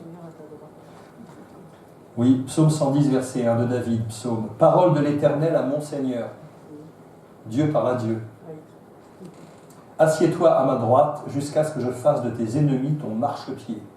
C'est le Père qui parle à son Fils. Dieu le Père parle à Jésus le Fils. L'Éternel étendra de Sion le sceptre de ta puissance. Dans les prophéties de Moïse, il est dit, le sceptre ne s'éloignera pas de Juda. Domine au milieu de tes ennemis. Ton peuple est plein d'ardeur quand tu rassembles ton armée, avec des ornements sacrés, du sein de l'aurore. Ta jeunesse vient à toi comme une rosée. L'Éternel l'a juré, et il ne se repentira point.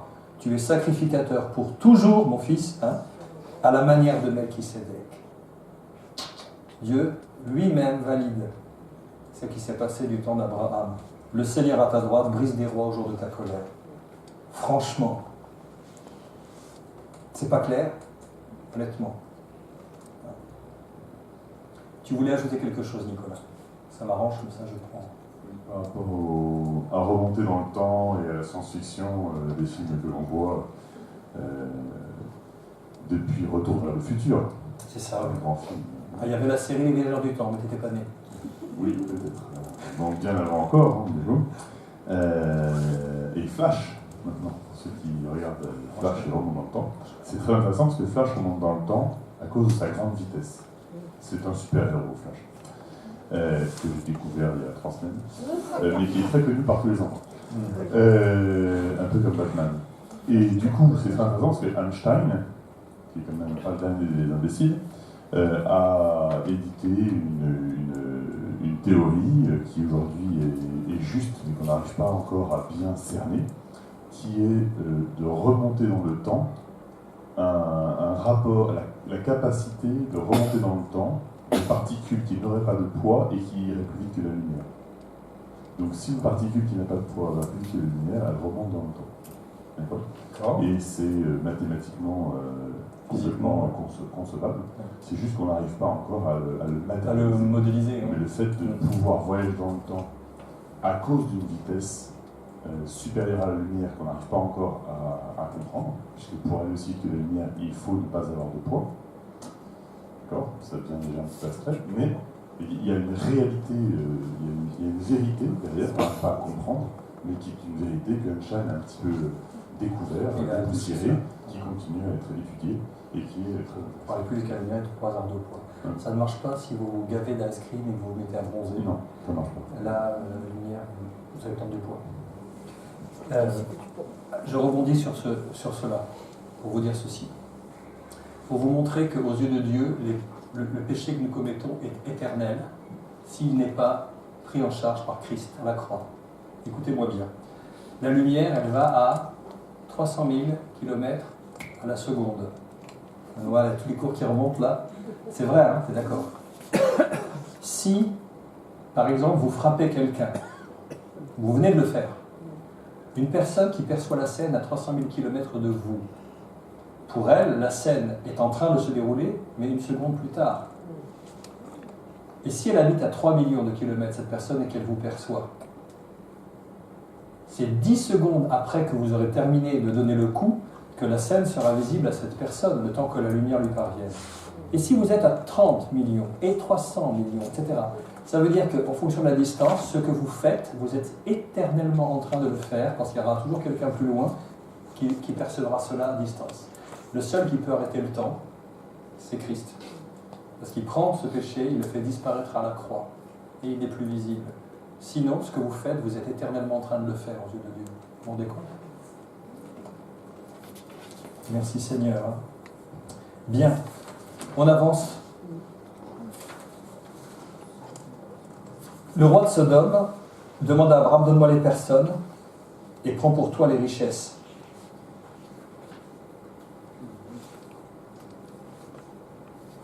Moi je frissonne quand j'entends ça, parce que quand on sait ce qui se passe à Sodome, le fait qu'il ait cette habilité à récupérer les gens et non pas les biens, alors qu'il y avait des richesses considérables, j'imagine le pire en général avec ça. Pourquoi il voulait récupérer les gens? J'ose pas le dire, mais certainement il les mettre en esclavage, mais vous voyez le truc. Hein. Et alors là, la réaction d'Abraham, qu'est-ce que vous avez à en dire?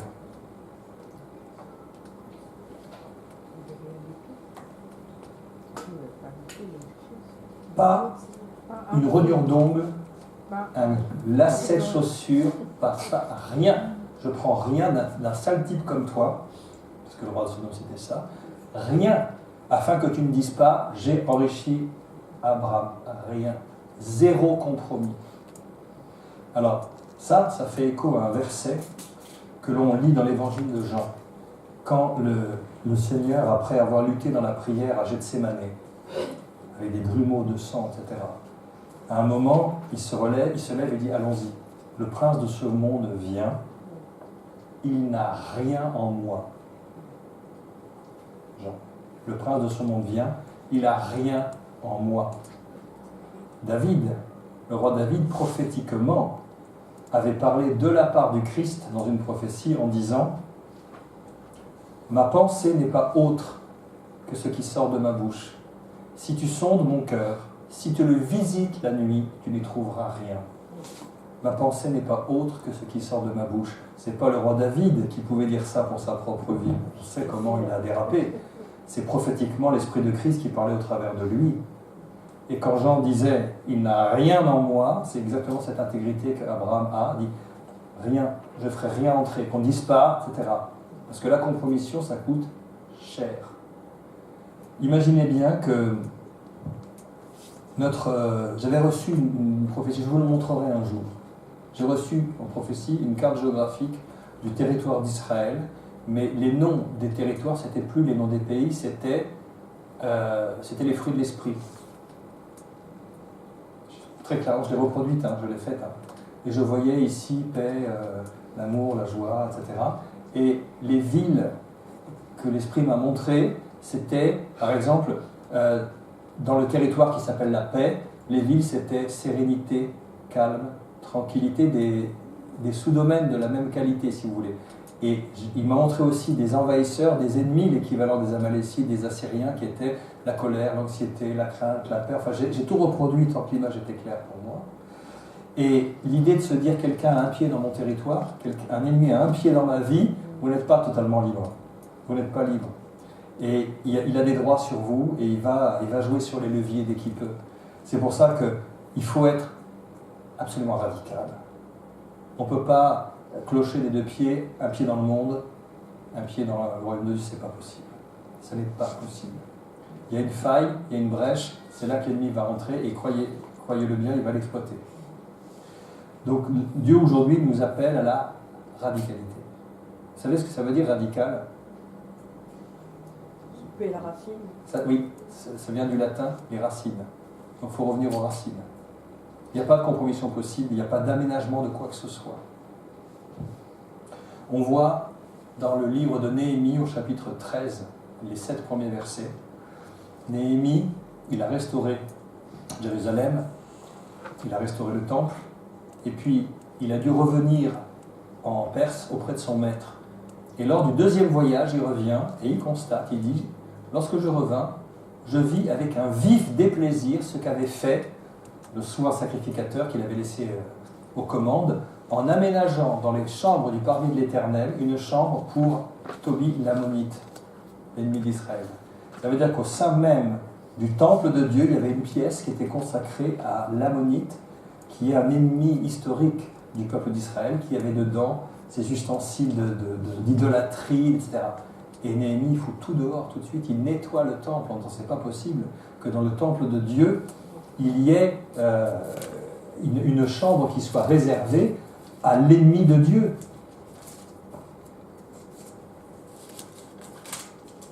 Dans ce temps-là, nouvelle mission, zèle contre les transgresseurs de la loi. Et il est obligé de revenir et il fait du ménage. Ils ont fait des mariages avec des femmes étrangères, etc. Israël ne peut pas tenir quand il y a le péché à l'intérieur. Donc on se plaint souvent, on dit oui, mais le Seigneur, on n'a pas d'exaucement, on n'a pas de ci, on n'a pas de ça, j'avance pas, etc. Mais alors, il faudrait déjà analyser qu'est-ce qu'il y a dans votre territoire qui n'appartient pas à Dieu et que Dieu a pointé depuis longtemps. Vous savez, il faut faire attention, hein. Dieu parle, Dieu parle, Dieu parle. Si vous durcissez votre cœur, la voix de Dieu, elle se fait plus douce et tout d'un moment, vous ne l'entendrez plus. Dieu cesse d'appeler. À un moment, il a appelé suffisamment et après, il va passer à la vitesse du dessus. C'est-à-dire l'épreuve. Là, il va vous arrêter pour se faire entendre. Donc là, pas de compromission, pas de mélange, rien. Mais comme c'est un patriarche, il pense aux autres. Il ne pense pas qu'à lui. Il dit, mais les jeunes gens qui ont marché avec moi, eux, il faut qu'ils prennent leur part, ainsi que Aner, Eshkol et Mamré, les Amorites, qui prennent aussi leur part. Il ne pense même pas à lui, il pense aux autres. C'est presque un côté pastoral qu'il a. Il ne pense pas à lui, hein. C'est un patriarche, il se sent responsable des autres. On le voit, c'est admirable. Voilà. Et on arrive au chapitre 15 où Dieu renforce dans une vision, je serai ton bouclier, ne crains pas. Je pense qu'Abraham devait se dire, pourvu que les autres ne reviennent pas en arrière et se venger de moi. Enfin, vous pouvez imaginer, est-ce qu'il va y avoir des représailles, des rétorsions? Il ne crains pas. Je suis ton bouclier, ta récompense sera très grande. J'aimerais que vous me disiez quelque chose au sujet du verset 2. Seigneur éternel, que me donneras-tu? Je m'en vais sans enfant et l'héritier de ma maison, c'est Eliezer de Damas.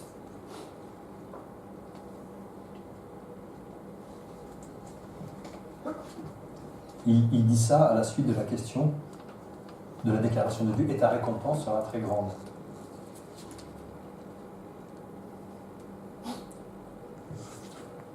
Il n'a pas pensé à plus de richesse. Ta récompense sera très grande. Il aurait pu dire, ah, tu vas doubler mon capital. Il s'en fout, il a déjà tout. La seule chose qui lui manque, c'est un héritier, c'est un enfant issu de lui, donc c'est à ça qu'il pense tout de suite. Ta récompense, mais j'ai pas d'enfant. C'est la seule chose qui lui préoccupe. C'est une flétrissure pour une femme d'être stérile en Orient. Donc pour lui, il devait en écho aussi souffrir de ça. Il n'y avait pas que Sarah, hein. Il souffrait de ça aussi. Et donc quand Dieu lui dit, ta récompense, la seule chose à laquelle il pense, c'est un enfant qu'il n'a pas. Et il lui dit, je m'en vais sans enfant. Il dit deux choses. Il dit, regarde, je suis vieux, je suis à la fin de ma vie, c'est fini. Et en plus, je n'ai pas d'enfant. Donc la situation est impossible. Mais Dieu, le Dieu de l'impossible, qu'est-ce qu'il lui dit? Il lui dit, à la question, bon, tu ne m'as pas donné de postérité, donc mon héritier le plus proche, c'est Eliezer de Damas. Et que lui dit Dieu? Verset 4. Alors la parole de l'Éternel lui fut adressée ainsi. Ce n'est pas lui qui sera ton héritier, mais c'est celui qui sortira de tes entrailles qui sera ton héritier. On dit souvent aussi issu de tes reins. C'est l'expression sémitique pour dire vraiment de ton descendant. Et après l'avoir conduit dehors, il dit, regarde vers le ciel et compte les étoiles si tu peux les compter. On pensait à l'époque qu'il y avait 1200 étoiles dans le ciel en Orient. On se rend du compte, hein. Et il dit, telle sera ta postérité. Il renforce la promesse pour renforcer la foi d'Abraham. Abraham, le croyant, c'est un homme de foi, mais il est comme nous. Ne l'imaginez pas sculpté sur une stèle à Abraham. Il est comme nous. Il a ses failles. On a vu l'épisode de l'Égypte quand même. Et là, sa foi défaille un peu. Ça se sent dans ce qu'il dit. Je m'en vais sans enfant. C'est foutu. Regarde, Seigneur. Tu me dis ma récompense, mais les brebis, les machins, je ne peux même pas profiter de tout ce que j'ai. La seule chose qui est importante pour moi, c'est ça. Et tu vois, de toute façon, c'est celui qui est issu de toi qui sera ton héritier. Et regardez la conséquence au verset 6. C'est ça, vous savez, ce verset 6, c'est le verset pivot. Je ne vais pas dire de toute la Bible, mais pas loin. Abraham crut en l'Éternel, ça veut dire qu'il a boosté sa foi tout à coup. Il crut en l'Éternel qui le lui imputa à justice. Alors cette tournure-là est un peu bizarre, je voudrais l'expliquer. Imputer à justice, ça veut dire mettre au crédit de quelqu'un. Ça veut dire que Dieu l'a déclaré juste Pas à cause de ce qu'il a fait, parce qu'il n'a rien fait, mais à cause de sa foi, parce qu'il a cru en la parole de l'Éternel. Et Dieu, sur cette base-là, de cette confession de foi qu'il a cru à ce que Dieu lui a dit, il a été déclaré juste. Ça nous parle de quoi, ça, pour nous? On est justifié par la foi. Merci. On est justifié par la foi, par grâce. Pas par les œuvres de la religiosité. Vous pouvez faire ce que vous voulez, ça ne changera pas le problème de départ. Les péchés que vous faites, vous êtes éternellement en train de les faire aux yeux de Dieu. Donc c'est pas en faisant quoi que ce soit que vous allez récupérer ça. On n'achète pas son salut aux yeux de Dieu, c'est trop grave. C'est Dieu qui le donne. Et là, on a déjà le principe du salut par la foi. Je le martèle et je le redis. Abraham crut en l'Éternel, qui le mit à son crédit en tant que juste. Il est juste. Ce verset est repris plein de fois plus tard. La loi de Moïse, elle est arrivée 4 siècles après. Il n'est pas question de loi encore. Donc on voit déjà que Dieu est un Dieu de grâce de toute éternité. La grâce n'est pas arrivée avec le Christ. Dieu n'a pas changé son caractère pour devenir un Dieu de grâce tout à coup avec le Seigneur. Il l'est. Quand Moïse va mourir dans le Deutéronome et qu'il va passer le bâton à Josué, il fait un rappel de tous les événements des 40 ans du désert. Il le fait parce que la génération des enfants qui sont nés dans le désert, ils n'ont pas connu l'Égypte, les fléaux d'Égypte, etc. Et le pourquoi de la loi. Et Moïse, avant de mourir, explique une deuxième fois la Torah pour ceux qui n'ont pas connu ça. C'est pour ça que Deutéronomia en grec, ça veut dire la deuxième loi. C'est pas qu'il y en ait, c'est la deuxième fois qu'il répète la même loi, c'est pas une deuxième loi. Et il leur explique, et à la fin il bénit Israël, et il leur dit cette phrase extraordinaire: que la grâce de celui qui m'est apparu dans le buisson soit sur la tête de Joseph, etc. Quand il a vu le buisson ardent, qu'il a vu le feu du jugement de Dieu, de la sainteté de Dieu qui était là, il a eu peur. On dit: retire tes souliers car le lieu sur lequel tu es est saint. Alors là, il était là, il devait peut-être même se couvrir, vous savez, pour ne pas voir Dieu. Il se couvrait peut-être comme ça, pour ne pas voir. Mais ce qu'il a retenu à la fin de sa vie, c'est que ce feu ardent n'a pas consumé le buisson. Un buisson qui brûle en Orient, c'est assez commun, en 10 secondes, 10-15 secondes. Le bois est tellement sec, il reste des cendres. 10 secondes, c'est fini. Et là, il voit ce feu ardent et le buisson qui tient le coup. C'est ça qu'il a attiré pour voir cet étrange phénomène. Parce que des buissons qui brûlent, les bergers le voient tout le temps. Mais celui-là qui brûle et qui ne se consume pas, il n'a pas compris. Qu'est-ce qui se passe? Je vais me détourner pour voir ce phénomène. Et Dieu lui dit: Abraham, viens, mais enlève tes souliers. Et bien, qu'est-ce qu'il a retenu? Est-ce qu'il a retenu le feu du jugement de Dieu à la fin de sa vie? Non. Il a retenu la grâce de Dieu. Que la grâce de celui qui m'est apparu dans le buisson soit sur la tête de Joseph. Dieu est un Dieu de grâce et Dieu veut faire grâce de toute éternité. Il est à l'initiative de la réconciliation, il est à l'initiative de la rencontre. Et il est à l'initiative de quoi? Le troisième élément, je vous les avais donnés. Initiative de la rencontre. Adam et Ève, ils entendaient vers la brise du soir, Dieu venait à eux pour les rencontrer. Initiative de la rencontre. Il y a eu la chute, Dieu répare, il annonce avec les vêtements de peau qu'il y aura un sacrifice de sang qui va réparer, qui est son fils. La postérité de la femme qui écrasera la tête du serpent. Il annonce, il est à l'initiative de la réconciliation. Et là, qu'est-ce qu'on voit?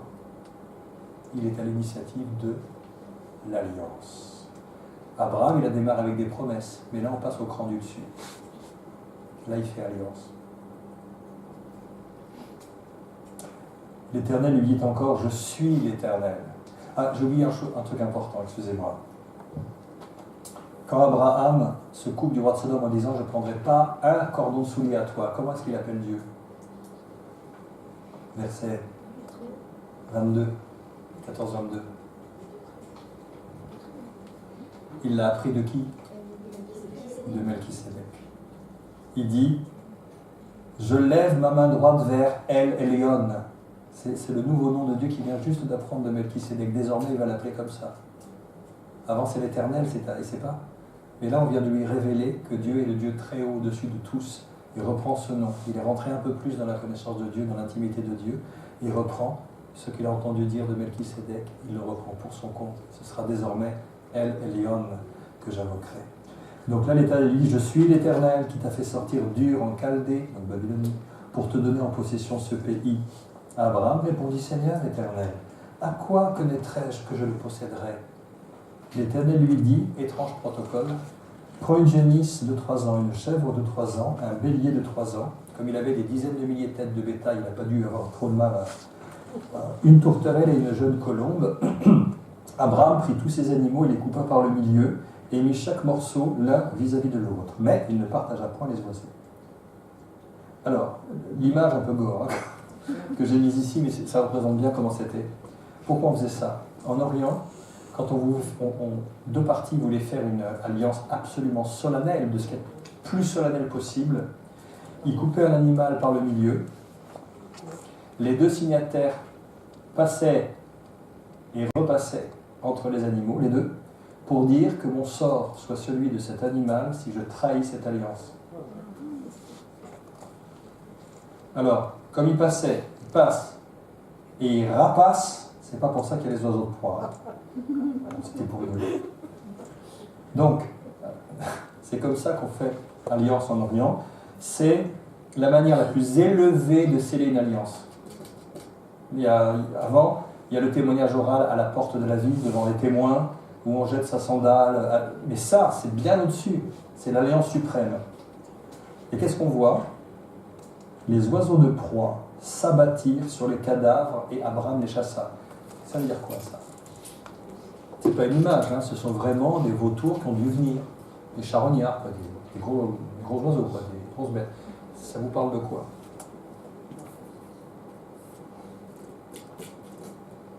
Des oiseaux considérés comme impurs plus tard dans le Lévitique parce qu'ils mangent la chair avec le sang. Qu'est-ce que ça signifie? C'est surtout les forces des ténèbres qui veulent s'opposer à l'alliance. La réalité spirituelle que nous vivons, c'est qu'il se passe d'abord des choses là-haut qui ont des répercussions ensuite en bas. Est-ce que quelqu'un peut ouvrir sa Bible au chapitre 1 d'Ésaïe et juste le verset 2? Laissez tomber le premier, prophétie d'Ésaïe, fils d'Amoz, machin, bon. Ésaïe 1, verset 2. Le premier, la première qui dégaine. Moi, je ne pourrais pas le lire, je ne sais pas le lire. Vas-y Thierry. J'ai pas de... Vas-y fort. Vous les cieux, écoutez, toi, terre, tends l'oreille. C'est Voilà. l'Éternel qui parle, j'ai nourri tes enfants, je les ai élevés. Redis-le peut-être, le début. Vous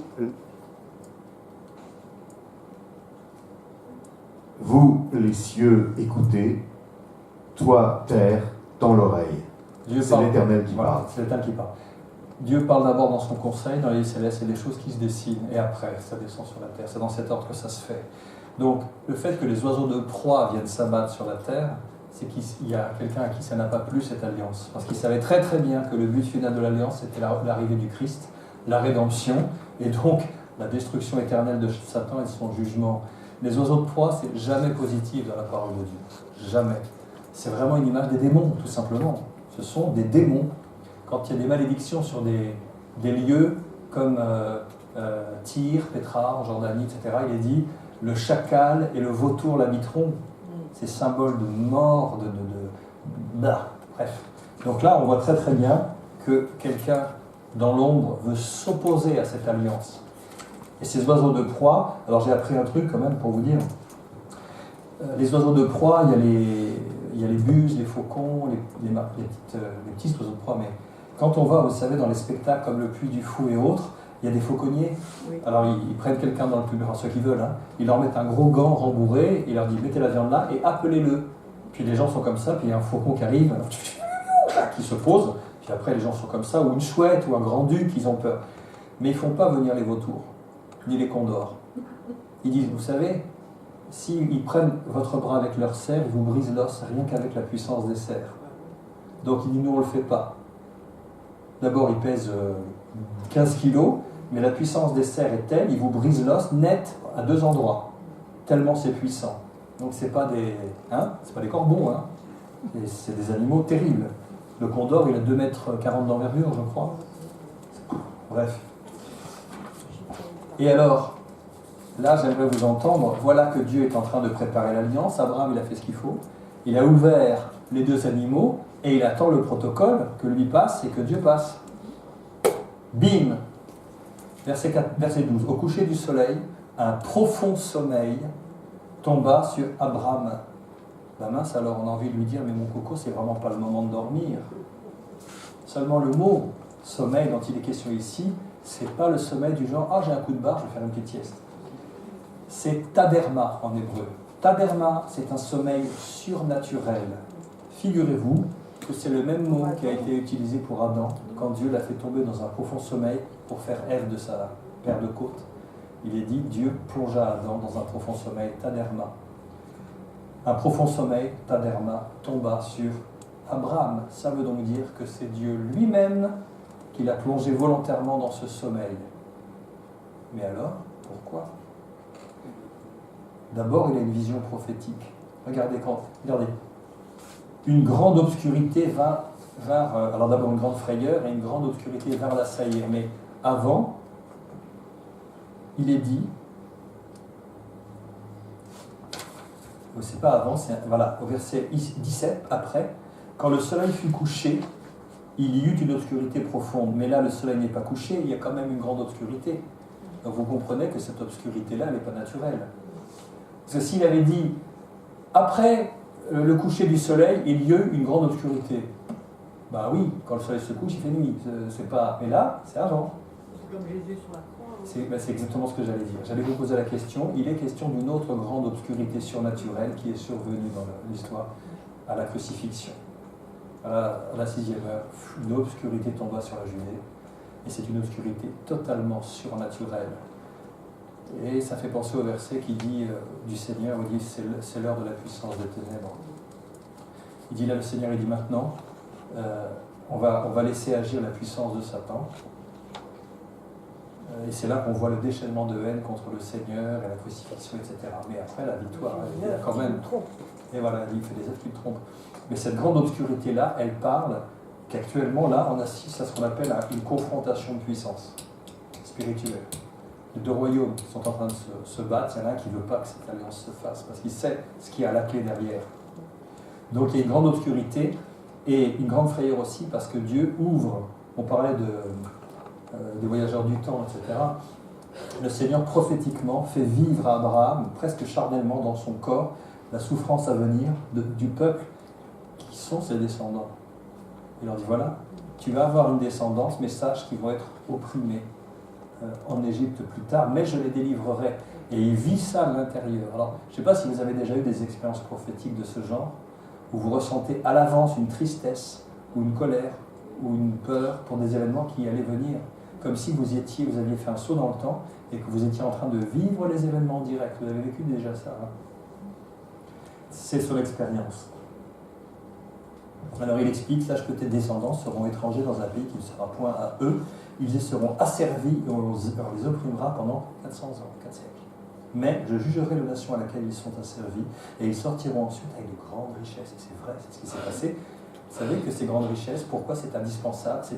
Ce sera indispensable qu'ils partent avec de grandes richesses. Vous savez pourquoi?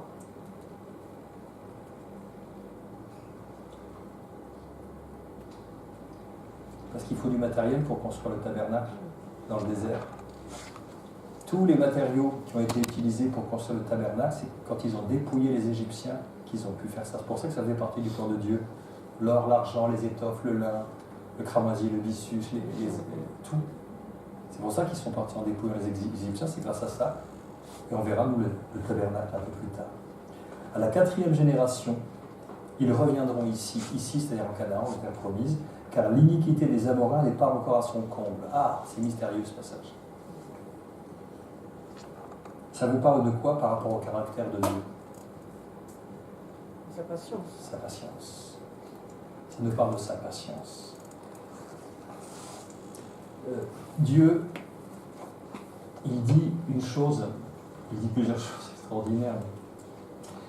Il y a un passage dans Ézéchiel que je vais vous retrouver. Hop, dans Ézéchiel. Je vous donne 2 petites secondes.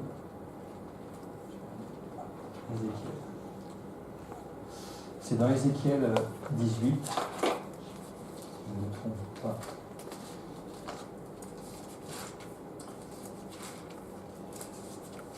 Voilà ce que Dieu dit.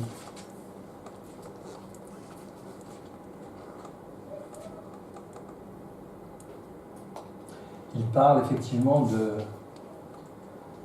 Alors, vous pouvez noter 18, Ézéchiel 18, verset 23. Là, vous avez le caractère de Dieu. Écoutez bien.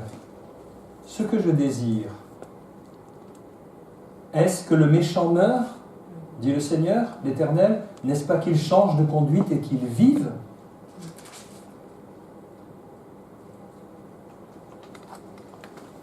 Pourquoi mourriez-vous, maison d'Israël? Car je ne désire pas la mort de celui qui meurt, dit le Seigneur l'Éternel. Convertissez-vous donc et vivez. C'est ça ce que Dieu veut. Ce n'est pas le Dieu de la mort, ce n'est pas la culture de la destruction, c'est la vie. Tant qu'on peut dire aujourd'hui, tant qu'il y a une petite flamme, Dieu veut toujours sauver, toujours récupérer. Il n'est jamais trop tard. Tant qu'on peut dire aujourd'hui. Avec les Amoréens, c'est pareil. Et que dit Pierre dans ses épîtres? Il dit, il y a des gens moqueurs qui disent, depuis toute éternité, les choses sont comme avant, ça n'a rien changé. Ils veulent ignorer que Dieu patiente afin que tous parviennent à la repentance. C'est pas que Dieu est absent ou quoi que ce soit. Il est bel et bien présent, mais il patiente même avec la pire des personnes. Il est le Dieu qui rachète. Donc l'iniquité des Amoréens n'est pas encore à son comble, elle le sera malheureusement, on le verra à cette époque-là. Et donc, quand le soleil fut couché, il y eut une obscurité profonde, c'est encore redit, et voici, ce fut une fournaise fumante et des flammes passèrent entre les animaux partagés. Le même mot, c'est d'ailleurs, on traduit un four de fumée, une torche de feu. Il dort pendant ce temps-là, Abraham. Hein, vous vous souvenez? Alors, qu'est-ce que ça signifie? Pourquoi est-ce que Dieu a fait tomber Abraham dans un tas d'herma, profond sommeil, et qui passe tout seul?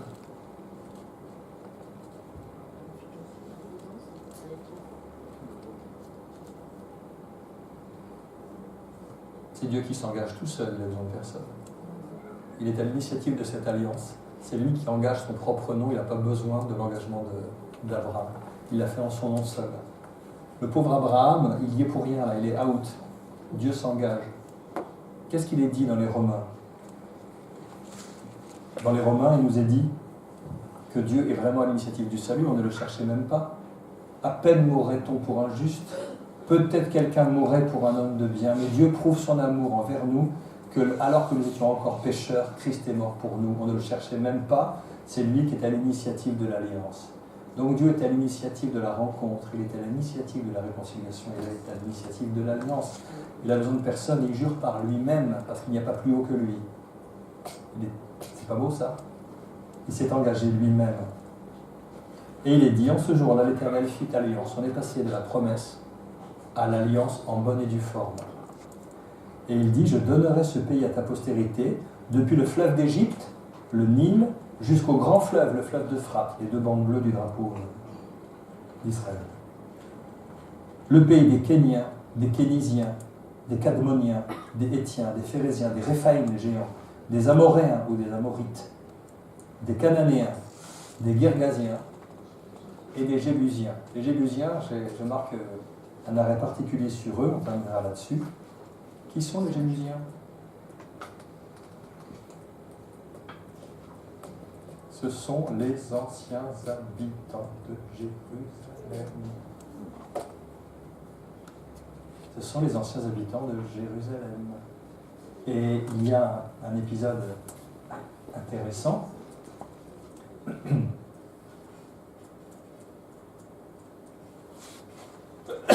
Pardon.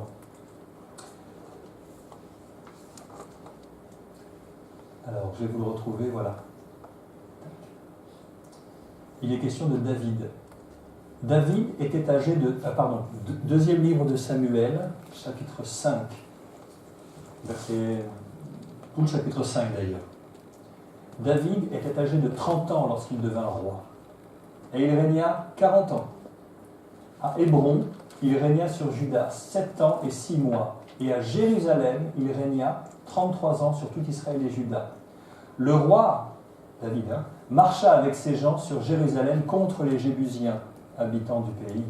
Ils dirent à David, du haut des remparts, « Tu n'entreras pas ici, car les aveugles même et les boiteux te repousseront. » Ce qui voulait dire, David n'entrera pas ici.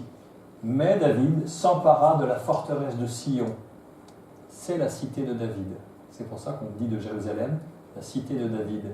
Et Juda, qui est le territoire qui contient Jérusalem, s'appelle la maison de David avec Benjamin et les Lévites. Vous vous rappelez de ça?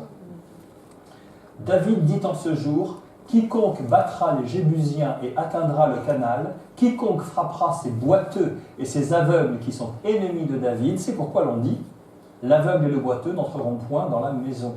C'est pour ça que quand le Seigneur guérissait les boiteux sur le parvis du temple, il était interdit aux boiteux, aux aveugles et autres, d'entrer à cause de cet épisode dans le temple de Salomon et le temple d'Hérode plus tard.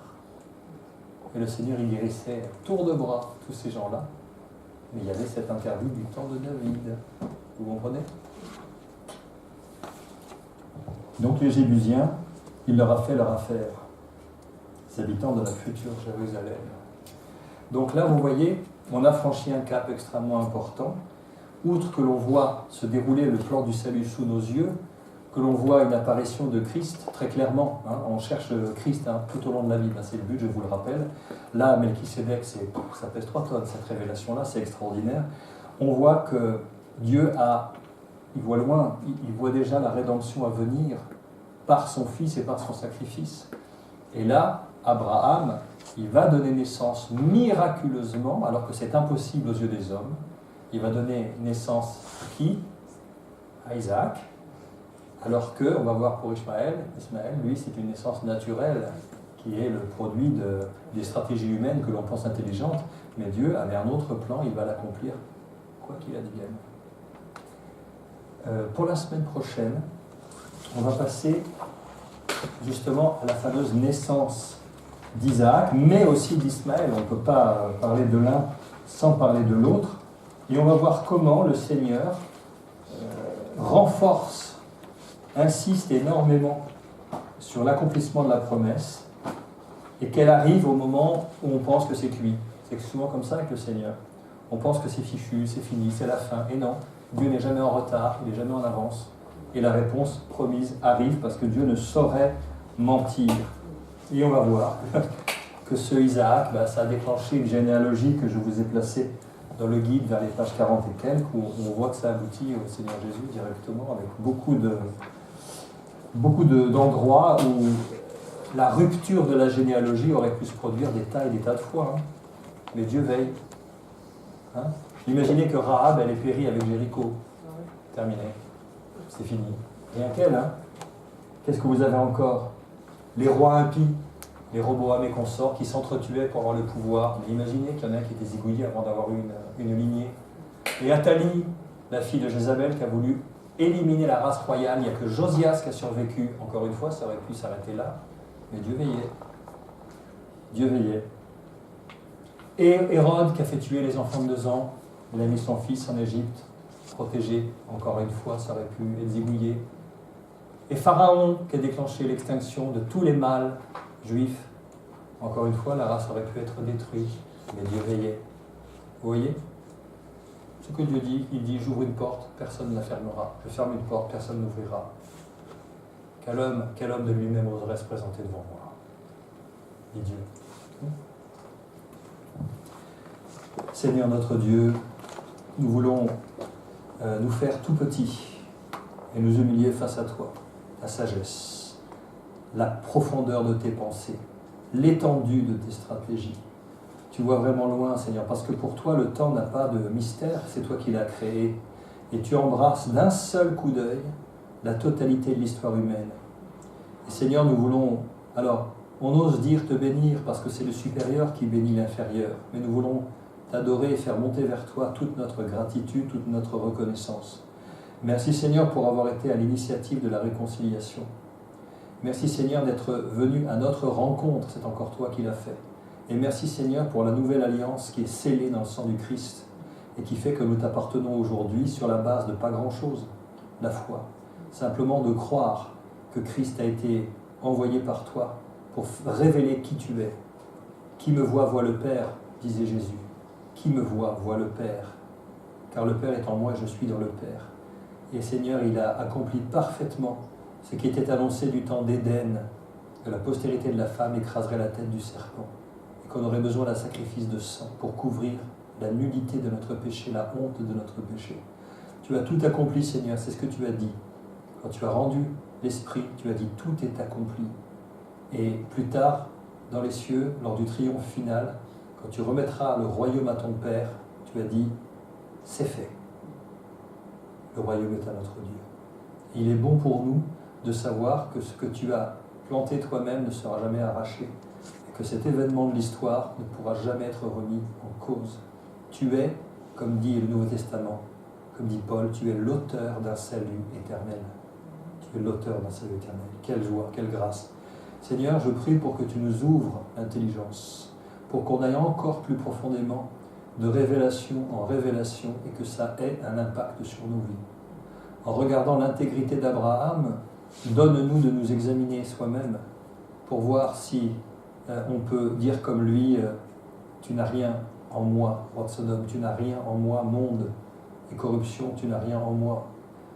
Que ce soit l'occasion pour nous que cette parole devienne vivante dans nos cœurs, que ce ne soit pas de la simple information, que nous relisions, que nous repassions ces choses depuis le début et qu'on voit vraiment le fil de ce que tu es en train de faire, Seigneur, avec ce plan du salut. Seigneur, je te remets celles et ceux qui n'ont pas pu être parmi nous, Seigneur, pour quelque raison que ce soit. Je prie de les bénir, Seigneur. On les bénit nous-mêmes en ton nom. Je te prie de garder aussi le reste de ce week-end. Pose ta main sur ceux qui sont malades, qui sont souffrants, et apporte de l'aide à ceux qui crient vers toi, qui la réclament. Parce que ton oreille n'est pas trop dure pour entendre, ni ton bras trop court pour sauver. Tu es toujours disponible. Tu veux entrer en communication avec nous et tu nous cherches avec persévérance, avec passion, Seigneur. Merci pour cet amour démesuré que tu as pour nous, que nous ne comprenons pas, mais qui est bien réel. Sois élevé, Seigneur. Tu es vraiment elle et homme, le souverainement élevé. Et Christ, ton Fils, a reçu le nom qui est au-dessus de tout nom. Quelle joie, quelle gloire. Nous te remercions en son nom. Amen. À demain.